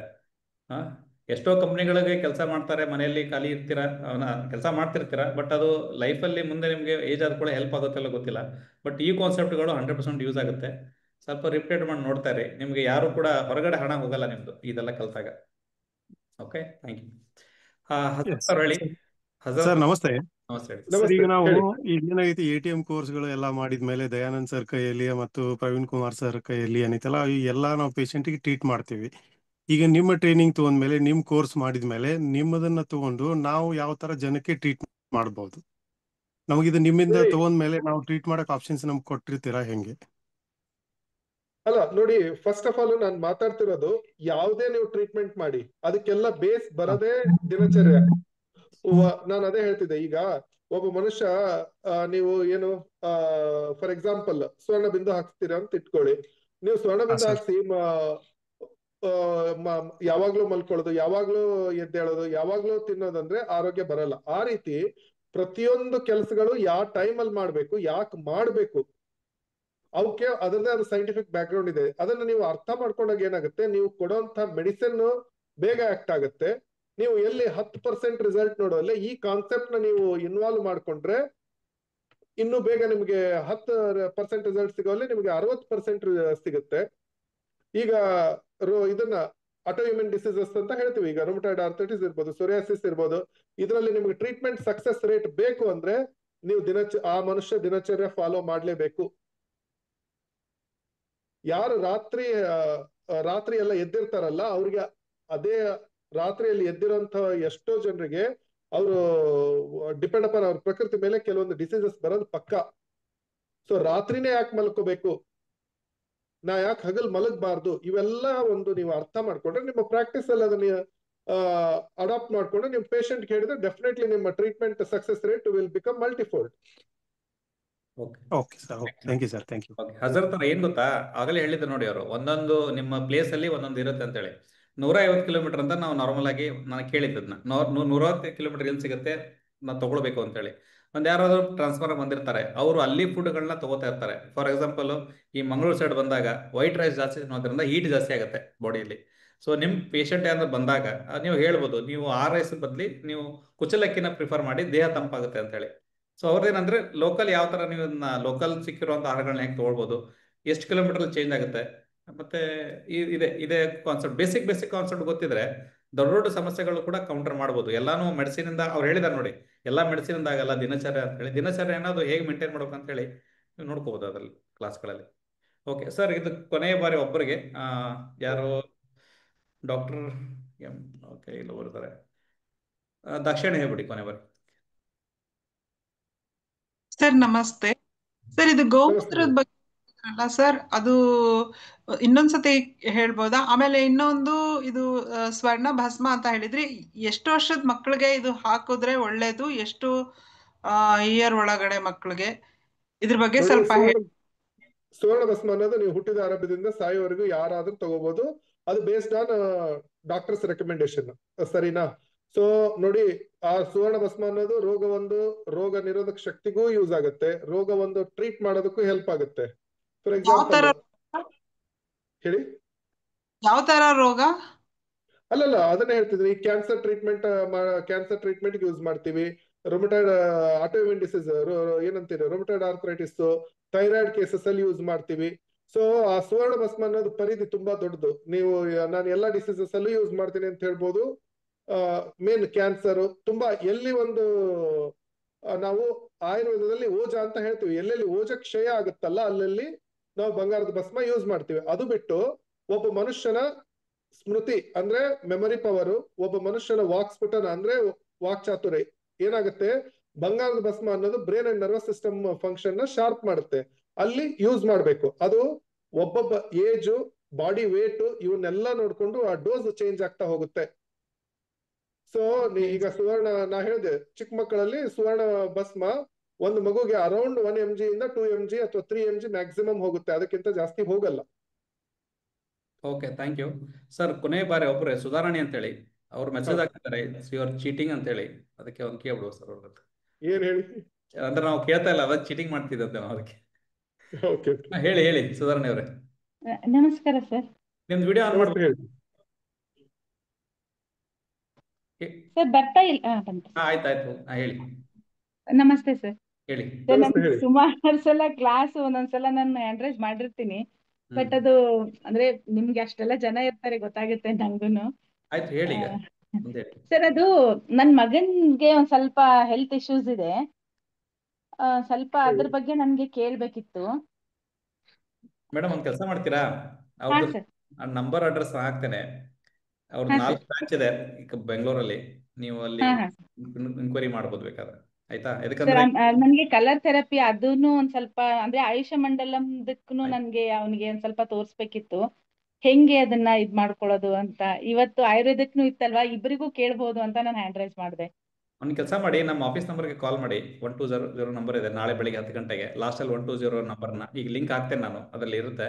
ಸೊ ನಾನು ನಿಮಗೆ ಏನ್ ಬೇಕು ನನಗೆ ಪರ್ಸನಲ್ ಆಗಿ ಮಾತಾಡಿ ನಾನು ನಿಮಗೆ ಕಾಂಟ್ಯಾಕ್ಟ್ ನಂಬರ್ ಕೊಡ್ತೇನೆ, ಯಾರು ನಿಮ್ಗೆ ಬೇಕು ಅಂತೇಳಿ ಆಕ್ಚುಲಿ ಪ್ರಾಬ್ಲಮ್ಗೆ. ಆಯ್ತಾ? ಸರ್ ಆಕ್ಚುಲಿ ನನ್ಗೆ ಅನುಷ್ಕಾ ಮೇಡಮ್ ಹತ್ರ ಆಯ್ತು ಮಾತಾಡ್ಬೇಕಿತ್ತು. ಆಯ್ತು ಮೇಡಮ್. ಈಗ ಅನುಷ್ಕಾ ಯಾಕಂದ್ರೆ ನಾವು ಮೇಡಮ್ 4 ವರ್ಷದಿಂದ ಅವನಿಗೆ ಮೆಡಿಸಿನ್ ಕೊಡಿಸ್ತಾ ಇದ್ದೀವಿ. ಹ್ಮ್ ಹಂಗಾಗಿ ಒಂದ್ ಸ್ವಲ್ಪ ನನ್ಗೆ ಅನುಷ್ಕಾ ಮೇಡಮ್ದು ನಂಬರ್ ಆಯ್ತು, ಇದಾದ್ರೆ ನಾನು ಅಪ್ಡೇಟ್ ಮಾಡ್ತೇನೆ ಮೇಡಮ್, ಡೆಫಿನೆಟ್ಲಿ. ಸರ್ ಇದು ಹೆಂಗೆ ಸರ್ ಹೆಂಗ್ ಅಪ್ಡೇಟ್ ಮಾಡ್ತೀರಾ ಸರ್? ಹೆಂಗ್ ಮಾಡ್ತೇನೆ ಗೊತ್ತು ಮಾಡ್ಕೊಳ್ಳೋದು? ನಾನು ಸುಧಾರಾಣಿ ಅಂತೇಳಿ ಇದೆ, ನಾನು ಹುಡುಕ್ತೇನೆ. ಟೆಲಿಗ್ರಾಮಲ್ಲಿ ನೀವು ಜಾಯ್ನ್ ಆಗಿರಿ, ನಮ್ಮ ಮೇನ್ ಗ್ರೂಪಲ್ಲಿ ನಾನು ಹಾಕ್ತೇನೆ, ನಿಮ್ಮ ನಂಬರ್ ತಗೋತೇನೆ. ಆಯ್ತಾ? ಆಯ್ತು, ಹೌದಾ? Thank you. ಸರಿ ಸರ್. ಥ್ಯಾಂಕ್ ಯು ಸರ್, ತುಂಬ ಧನ್ಯವಾದಗಳು ನಿಮ್ಮ ಸಮಯ ಕೊಟ್ಟಿದ್ದಕ್ಕೆ. ನಾವು ಕಳೆದ 6 ತಿಂಗಳಿಂದ ನಿಮ್ಗೆ ಕಾಂಟ್ಯಾಕ್ಟ್ ಮಾಡ್ತಾ ಇದ್ದೆ, ನೀವು ಓಕೆ ಅಂದ್ರಿ. ಸೊ ಅದು ನಮ್ಗೆ ದೊಡ್ಡ ಪುಣ್ಯ ಸರ್. ಹಾಗಾಗಿ ಇಲ್ಲ ಹಂಗೇನಿಲ್ಲ, ಯಾವ್ದಾದ್ರು ಮೆಡಿಸಿನ್ ಪ್ರಿಪರೇಷನ್ ಆಮೇಲೆ ಲೈಸೆನ್ಸ್ ಇದಕ್ಕೆ ಸ್ವಲ್ಪ ಬಿಸಿ ಇದ್ದೆ ಅಷ್ಟೇ. ಸೊ ಇವನ್ ನನ್ನ ಗುರುಗಳು ಹೇಳಿರೋದು ಒಂದೇ ಮಾತು, ನನಗೆ ಏನ್ ಗೊತ್ತಿದೆಯೋ 1 ಅಕ್ಷರ ಗೊತ್ತಿದ್ರೆ 1 ಅಕ್ಷರನ ಮಾತಾಡೋ ಅಂತ ಹೇಳಿದ್ದಾರೆ. So I believe in that concept. ನಾನು ಯಾವ್ದು ಹೈಡ್ ಮಾಡಲ್ಲ, ನನಗೆ ಏನ್ ಗೊತ್ತಿದೆಯೋ ಮಾತಾಡೋ. ನಾನು ನಿಮ್ಮ ಮಟ್ಟಿಗೆ ಬಂದಾಗ ಹತ್ತತ್ರ ಒಂದು 4 ರಿಂದ 5 ತಾಸು ಮಾತಾಡಿದೆ ಅನ್ಕೋತೀನಿ, ಹೆಚ್ಚು ಕಡಿಮೆ. ಗೊತ್ತಿಲ್ಲ, ಕಂಟಿನ್ಯೂಸ್ ಆಗಿ ನೀವು ಅದ ನಾಲೆಜ್ ಕೊಡ್ತಾನೆ ಇದ್ರಿ, ನನಗೆ ಅಬ್ಸರ್ವ್ ಮಾಡಕ್ ಆಗ್ತಾ ಇದಿಲ್ಲ. ನಾನು ಅದೇ ಅವಾಗ ಅನ್ಕೊಂಡಿದ್ದೆ ಈ ನಾಲೆಜ್ ಜನರಿಗೆ ಬೇಕು ಅಂತ ಹೇಳಿ. ಸೊ ಅದು ನಮ್ಮ ಪುಣ್ಯ ಅನ್ಬೋದು, ಲಾಸ್ಟಿಗೂ ನೀವು ಅದನ್ನ ಟೈಮ್ ಕೊಡ್ತಾ ಅಷ್ಟೇ. ಅದೇ ಓಕೆ. ಕೋರ್ಸ್ ನಾವು ಅನೌನ್ಸ್ ಮಾಡ್ತೇವೆ ಈಗ, ಎಲ್ಲಾ ಗ್ರೂಪ್ ಅಲ್ಲಿ ಹಾಕ್ತೇನೆ, ನೀವು ನೋಡ್ಕೊಳ್ಬಹುದು. ಇಲ್ಲಿ ನಾನು ಅನೌನ್ಸ್ ಮಾಡೋದಕ್ಕಿಂತ ಅಲ್ಲಿ ನೀವು ಡೈರೆಕ್ಟ್ ನೋಡಿದ್ರೆ ಉತ್ತಮ. ಕೋರ್ಸ್ ಲಿಂಕ್ ಗಳನ್ನ, ಪೇಮೆಂಟ್ ಲಿಂಕ್ ಗಳನ್ನ ಇನ್ವೈಟ್ ಮಾಡ್ತೇನೆ. ಕೋರ್ಸ್ ನೆಕ್ಸ್ಟ್ ಮಂತ್ 21ರಿಂದ ನೀವು ಶುರು ಮಾಡಬೇಕಂತಿದೆ. ಅದೇ ಚೇಂಜಸ್ ಆಗ್ಬೋದು ಅದರಲ್ಲಿ? ಏನ್ ಹೇಳಿ? ಅದೇ ಡೇಟ್ ಆಗುತ್ತಾ, ಚೇಂಜಸ್ ಏನಾದ್ರು ಆಗುತ್ತಾ ಅದರಲ್ಲಿ? ಇಲ್ಲ, ಆಲ್ಮೋಸ್ಟ್ ಅದೇ ಡೇಟ್, 99% ಅದೇ ಡೇಟ್. ಅಬ್ಬಬ್ಬ ಅಂದ್ರೆ 1 ವಾರ ಹೆಚ್ಚು ಕಡಿಮೆ ಆಗೋದು ಹೊರತು 21 ಆಲ್ಮೋಸ್ಟ್ ಫಿಕ್ಸ್. ಎಷ್ಟು ಡೇಸ್ ಆಗುತ್ತೆ ಸರ್ ಹೆಚ್ಚು ಕಡಿಮೆ ಇದು? ಅಲ್ಲ, ನೋಡೋಣ, ಅದನ್ನ ಡಿಸ್ಕಸ್ ಮಾಡೋಣ ನಾವಿಬ್ರು. ಯಾಕಂತಂದ್ರೆ ಏನ್ ಬೇಕು ಏನ್ ಕೊಡ್ಬೇಕಂತ ಇವಾಗ ಇಂಟ್ರೊಡಕ್ಷನ್ ಆಗಿದೆ. ಡೆಫಿನೆಟ್ಲಿ ದಿನಚರ್ಯ ಋತುಚರ್ಯ ಎಲ್ರಿಗೂ ಇಂಟ್ರೆಸ್ಟ್ ಇದೆ ಅನ್ಸುತ್ತೆ. ಅದಾದ್ಮೇಲೆ ಏನಾದ್ರು ನೀವು ಪರ್ಟಿಕ್ಯುಲರ್ ಒಂದು ಡಿಸೀಸ್ ಬಗ್ಗೆ ಮಾತಾಡ್ಬೇಕಂದ್ರೂ ದಟ್ ಇಸ್ ಮೈ ಎಕ್ಸ್ಪರ್ಟೀಸ್, ನಿಜ ಹೇಳ್ಬೇಕಂದ್ರೆ. So that is my one of the core interest and all. ಅದು ನನಗೆ ಗೊತ್ತಿಲ್ಲ, ನೀವು ಕಾಲ್ ತಗೋಬೇಕು. ಸೊ ಏನಿವೆ, ದಿನಚರ್ಯ ಋತುಚರ್ಯ is very important for everybody. ಅಂದ್ರೆ ಅವರು ಮೆಡಿಕಲ್ ಫೀಲ್ಡ್ ಅಲ್ಲಿ ಇದ್ದಾರೋ ಬಿಟ್ಟಿದ್ದಾರೋ ಎಲ್ಲರೂ ಫಾಲೋ ಮಾಡ್ಬೇಕಾದಂತದ್ದು. ಅದ್ರ ಬಗ್ಗೆ ಮಾತಾಡೋಣ. ಅದು ಸೈಂಟಿಫಿಕ್ ಆಗೂ ನಾನು ಹೇಳ್ಕೊಡ್ತೀನಿ, ಬರೀ ಆಯುರ್ವೇದ ಒಂದೇ ಅಲ್ಲ. ಸೊ ಎಲ್ಲರೂ ಅವಾಗ ಏನಾಗುತ್ತೆ, they will be very motivated to follow. ಅದು ಒಂದು ಮೋಟಿವೇಶನ್ ಸಿಗುತ್ತೆ ಯಾಕೆ ಫಾಲೋ ಮಾಡ್ಬೇಕಂತ. ಸೊ ಅದನ್ನಂತೂ ಮಾಡೋಣ. ಅದು ನನಗೆ ದಿನಚರ್ಯನೇ ಒಂದು 2 ದಿವಸ 2 ರಿಂದ 3 ಕ್ಲಾಸ್ ಬೇಕಾಗತ್ತೆ. ಋತುಚರ್ಯ ಒಂದು 5-6 ಕ್ಲಾಸ್ ಆದ್ರೂ ಬೇಕಾಗುತ್ತೆ ಅನ್ಸುತ್ತೆ. ಓಕೆ ಓಕೆ ಓಕೆ, ಮಾಡ್ಬೋದು ಸರ್. ಸರಿ, ಓಕೆ. ಈಗ ನಾರ್ಮಲ್ ಆಗಿ ಈಗ ಡಯಾಬಿಟಿಕ್, ಮಂಡಿ ನೋಗೆಲ್ಲ ಕೇಳ್ತಿರ್ತಾರೆ, ಅದಕ್ಕೆ ನೀವು ಅದನ್ನ ಅಂದ್ರೆ ಅದನ್ನ ಹಾರ್ಟ್ ಡಿಸೀಸ್ ಸಮಸ್ಯೆಗಳನ್ನ ಜಾಸ್ತಿ ಕೇಳ್ತಾ ಇರ್ತಾರೆ. ಈಗ ನಾರ್ಮಲ್ ಆಗಿ ಆಯುರ್ವೇದದಲ್ಲಿ ಮೆಡಿಸಿನ್ ತಗೋತಾರೆ ನಾರ್ಮಲ್ ಆಗಿ. ಸೊ ಅದನ್ನ ವಿದೌಟ್ ಮೆಡಿಸಿನ್ ಕೂಡ ನೀವು ಕೌಂಟರ್ ಮಾಡೋ ಅಂತ ಹೇಳ್ಕೊಡ್ತೀರಾ? ಅಂದ್ರೆ ಯಾವ್ದು ಡಯಾಬಿಟಿಸ್? ಅದೇ ಅದೇ ಅದೇ ಹಲೋ ಅಲ್ಲ ನೋಡಿ, ವಿತೌಟ್ ಮೆಡಿಸಿನ್ ಅಂದ್ರೆ ನೋಡಿ, ಹಾರ್ಟ್ ಡಿಸೀಸ್ ಅನ್ನೋದು ತುಂಬಾ ವಾಸ್ಟ್ ಸಬ್ಜೆಕ್ಟ್. ಅವ್ರಿಗೆ ವಾಲ್ ಪ್ರಾಬ್ಲಮ್ಸ್ ಇದೆಯಾ, ಅಥವಾ ಹಾರ್ಟ್ ವಾಲ್ ಡಿಸೀಸಸ್ ಇದೆಯಾ, ಅಥವಾ ಮೋಷನ್ ಅಬ್ನಾರ್ಮಲಿಟಿ ಇದೆಯಾ, ಯಾವ ತರದ ಹಾರ್ಟ್ ಇಶ್ಯೂ ಇದೆ. ಈಗ ನಾವು ಹಾರ್ಟ್ ಇಶ್ಯೂನ ಕೆಲವೊಂದನ್ನ ತುಂಬಾ ಒಳ್ಳೆ ರೀತಿಯಿಂದ ಆಯುರ್ವೇದದಲ್ಲಿ ಟ್ಯಾಕಲ್ ಮಾಡ್ತಿದೀವಿ. ಇವನ್ ಮೈಟ್ರಲ್ ವಾಲ್ ರಿಗರ್ಗಿಟೇಷನ್ ಇರ್ಬೋದು, ಅಥವಾ ವಾಲ್ ಫೇಲ್ಯೂರ್ ಇರ್ಬೋದು, ಅವನು ಕೂಡ ಆಯುರ್ವೇದದಲ್ಲಿ ಟ್ಯಾಕಲ್ ಮಾಡ್ತಿದೀವಿ. ಬರೀ ನಾವು ಲೈಫ್ ಸ್ಟೈಲ್ ಇಂದ ಅಂತಂದ್ರೆ ಅದು ತುಂಬಾ, ಈಗ ಏನೋ ಒಂದು ವಾಲ್ ಫೇಲ್ ಆಗಿದೆ, ನಾನು ಈಗ ಲೈಫ್ ಸ್ಟೈಲ್ ಚೇಂಜ್ ಮಾಡ್ಕೋತೀನಿ, ಈಗ ಯೋಗ ಮಾಡ್ತೀನಿ ಅಂತಂದ್ರೆ ಅದು ವರ್ಕ್ ಆಗಲ್ಲ. ಅದು acute problem. Acute problem medical handle ಮಾಡ್ಬೇಕು, ಮೆಡಿಸಿನ್ ಬೇಕು. ಅದಾದ್ಮೇಲೆ ಡೆಫಿನೆಟ್ಲಿ ಈಗ ನೋಡಿ, ನಾನ್ ಮೊನ್ನೆ ಯಾವ್ದೋ ಒಂದು ಕಾನ್ಫರೆನ್ಸ್ ಅಲ್ಲಿ ಇದ್ದೆ. It is integrative and cooperative medicine ಅಂತ ಒಂದು concept. Indian government it self yoga, naturopathy, Ayurveda ಮತ್ತೆ ಹೀಗೆ ಒಂದು ಕಾನ್ಸೆಪ್ಟ್ ತಂದಿದೆ. ಎಲ್ಲದಕ್ಕೂ ಯೋಗ ಮೇನು, ಯೋಗ ಮತ್ತೆ ಯೋಗ. ಸೊ ಆ ರೀತಿ ಡೆಫಿನೆಟ್ಲಿ ಯೋಗ ಮತ್ತೆ ಆಯುರ್ವೇದ ಇವೆಲ್ಲ ಬೇಕು. ಬಟ್ ಅಕ್ಯೂಟ್ ಪ್ರಾಬ್ಲಮ್ ಇದ್ದಾಗ ನಾನು ಏನೋ ಒಂದು ಮಾಡಕ್ ಹೋಗ್ತೀನಿ ಅಂದ್ರೆ ವರ್ಕ್ ಆಗಲ್ಲ. ನಾರ್ಮಲ್ ಆಗಿ ಈಗ ಯಾವ್ದೋ ಹಾರ್ಟ್ ಪ್ರಾಬ್ಲಮ್ ಬಂದಾಗ ಸ್ಟಂಟ್ ಗಳನ್ನೆಲ್ಲ ಹಾಕ್ಲಿಕ್ಕೆ ತುಂಬಾ ಜನ ಹಾಕೋಲ್ಲ, ಹೇಳ್ಕೊಂಡ್ರೆ ಫುಲ್ ಡೆಲಿಕೇಟ್ ಆಗ್ಬಿಡ್ತಾರೆ ಮನುಷ್ಯ ಹೆಚ್ಚು ಕಡಿಮೆ. ಸೊ ಅದು ಬೇರೆ ಕಾನ್ಸೆಪ್ಟ್, ಅದನ್ನೇ ಹೇಳಿದ್ದು. ಈಗ ನನಗೆ ತುಂಬಾ ಸ್ಪೆಸಿಫಿಕ್ ಆಗಿ ಕ್ವಶನ್ ಹೇಳಿದ್ರೆ ನಾ ಹೇಳ್ಬೋದು, ಹೌದು ಹಾರ್ಟ್ ಸ್ಟೆಂಟಿಂಗ್ ಅನ್ನ ಕೆಲವೊಂದ್ರಲ್ಲಿ ಅವಾಯ್ಡ್ ಮಾಡಬಹುದು, ಇಲ್ಲ ಅಂತ ಇಲ್ಲ, ನಾನು ಹೇಳ್ತಾ ಇಲ್ಲ. ಈಗ ಪೂರ್ತಿ 99% ಬ್ಲಾಕ್ ಇದ್ದಾಗ ಮನುಷ್ಯನಿಗೆ ಎದ್ದೇಳಕ್ಕೆ ಆಗ್ತಿಲ್ಲ ಅಂದಾಗ ಆ ಕಂಡೀಷನ್ ಅಲ್ಲಿ ನಾನು ಏನೋ ಮಾಡ್ತೀನಿ ಅಂದ್ರೆ ವರ್ಕ್ ಆಗಲ್ಲ. ಈಗ 30 to 40%, 50% ಬ್ಲಾಕ್ ಇದ್ದಾಗ ಅವಾಗ ಅವ್ರು ಯೋಗ, ಕೆಲವೊಂದು life style changes, food changes ಮಾಡ್ತಾ ಹೋದ್ರೆ ಡೆಫಿನೆಟ್ಲಿ ಅದು 50% ಇರೋದು ಅಲ್ಲಿಗೆ ಸ್ಟಾಪ್ ಮಾಡಿ ಅವ್ರು ಆಪರೇಷನ್ ನ ಅವಾಯ್ಡ್ ಮಾಡ್ಬೋದು. ನಾನು 100ಕ್ಕೆ 100 ಬ್ಲಾಕ್ ಆದಾಗ ನಾನು ಏನೋ ಒಂದು ಮಾಡಕ್ ಹೋಗ್ತೀನಿ ಅಂದ್ರೆ ಅಲ್ಲಿ ಪ್ರಾಬ್ಲಮ್ ಬರುತ್ತೆ. ಓಕೆ, ಇನ್ನೊಂದು ಸರ್ ಲಾಸ್ಟ್ ಒಂದು, ಈಗ ಕ್ಯಾನ್ಸರ್ ಪೇಷಂಟ್ಗಳು ನಾರ್ಮಲ್ ಆಗಿ ವಿದೌಟ್ ರೀಸನ್ ಆಗ್ತಾ ಇದೆ. ಈಗ ನೈಟ್ ಏನೂ ಇರಲ್ಲ ಅಂತ ಹೇಳ್ತಾರೆ, ಕೊನೆ 3rd ಸ್ಟೇಜ್ 4th ಸ್ಟೇಜ್ ಬಂದ್ಬಿಡ್ತಾರೆ. ಸೊ ಆ ಮೂಮೆಂಟ್ಗಳಲ್ಲಿ ಹೇಗೆ ಹೆಲ್ಪ್ ಮಾಡ್ಬೋದು ಅಂತ ಹೇಳಿ. ನೋಡಿ, ಇವಾಗ ನಮ್ಮ ಹತ್ರ ಇದೆ ವಿತೌಟ್ ಕಿಮೋ ವಿತೌಟ್ ರೇಡಿಯೇಷನ್ ನಾವು ಕೆಲವೊಂದನ್ನ ತುಂಬಾ ಜನರು ಮೋಟಿವೇಟ್ ಆಗಿ ಬರ್ತಿದ್ದಾರೆ, ಟ್ರೀಟ್ ಮಾಡ್ತಿದ್ವಿ. Fair amount of success rate ಇದೆ.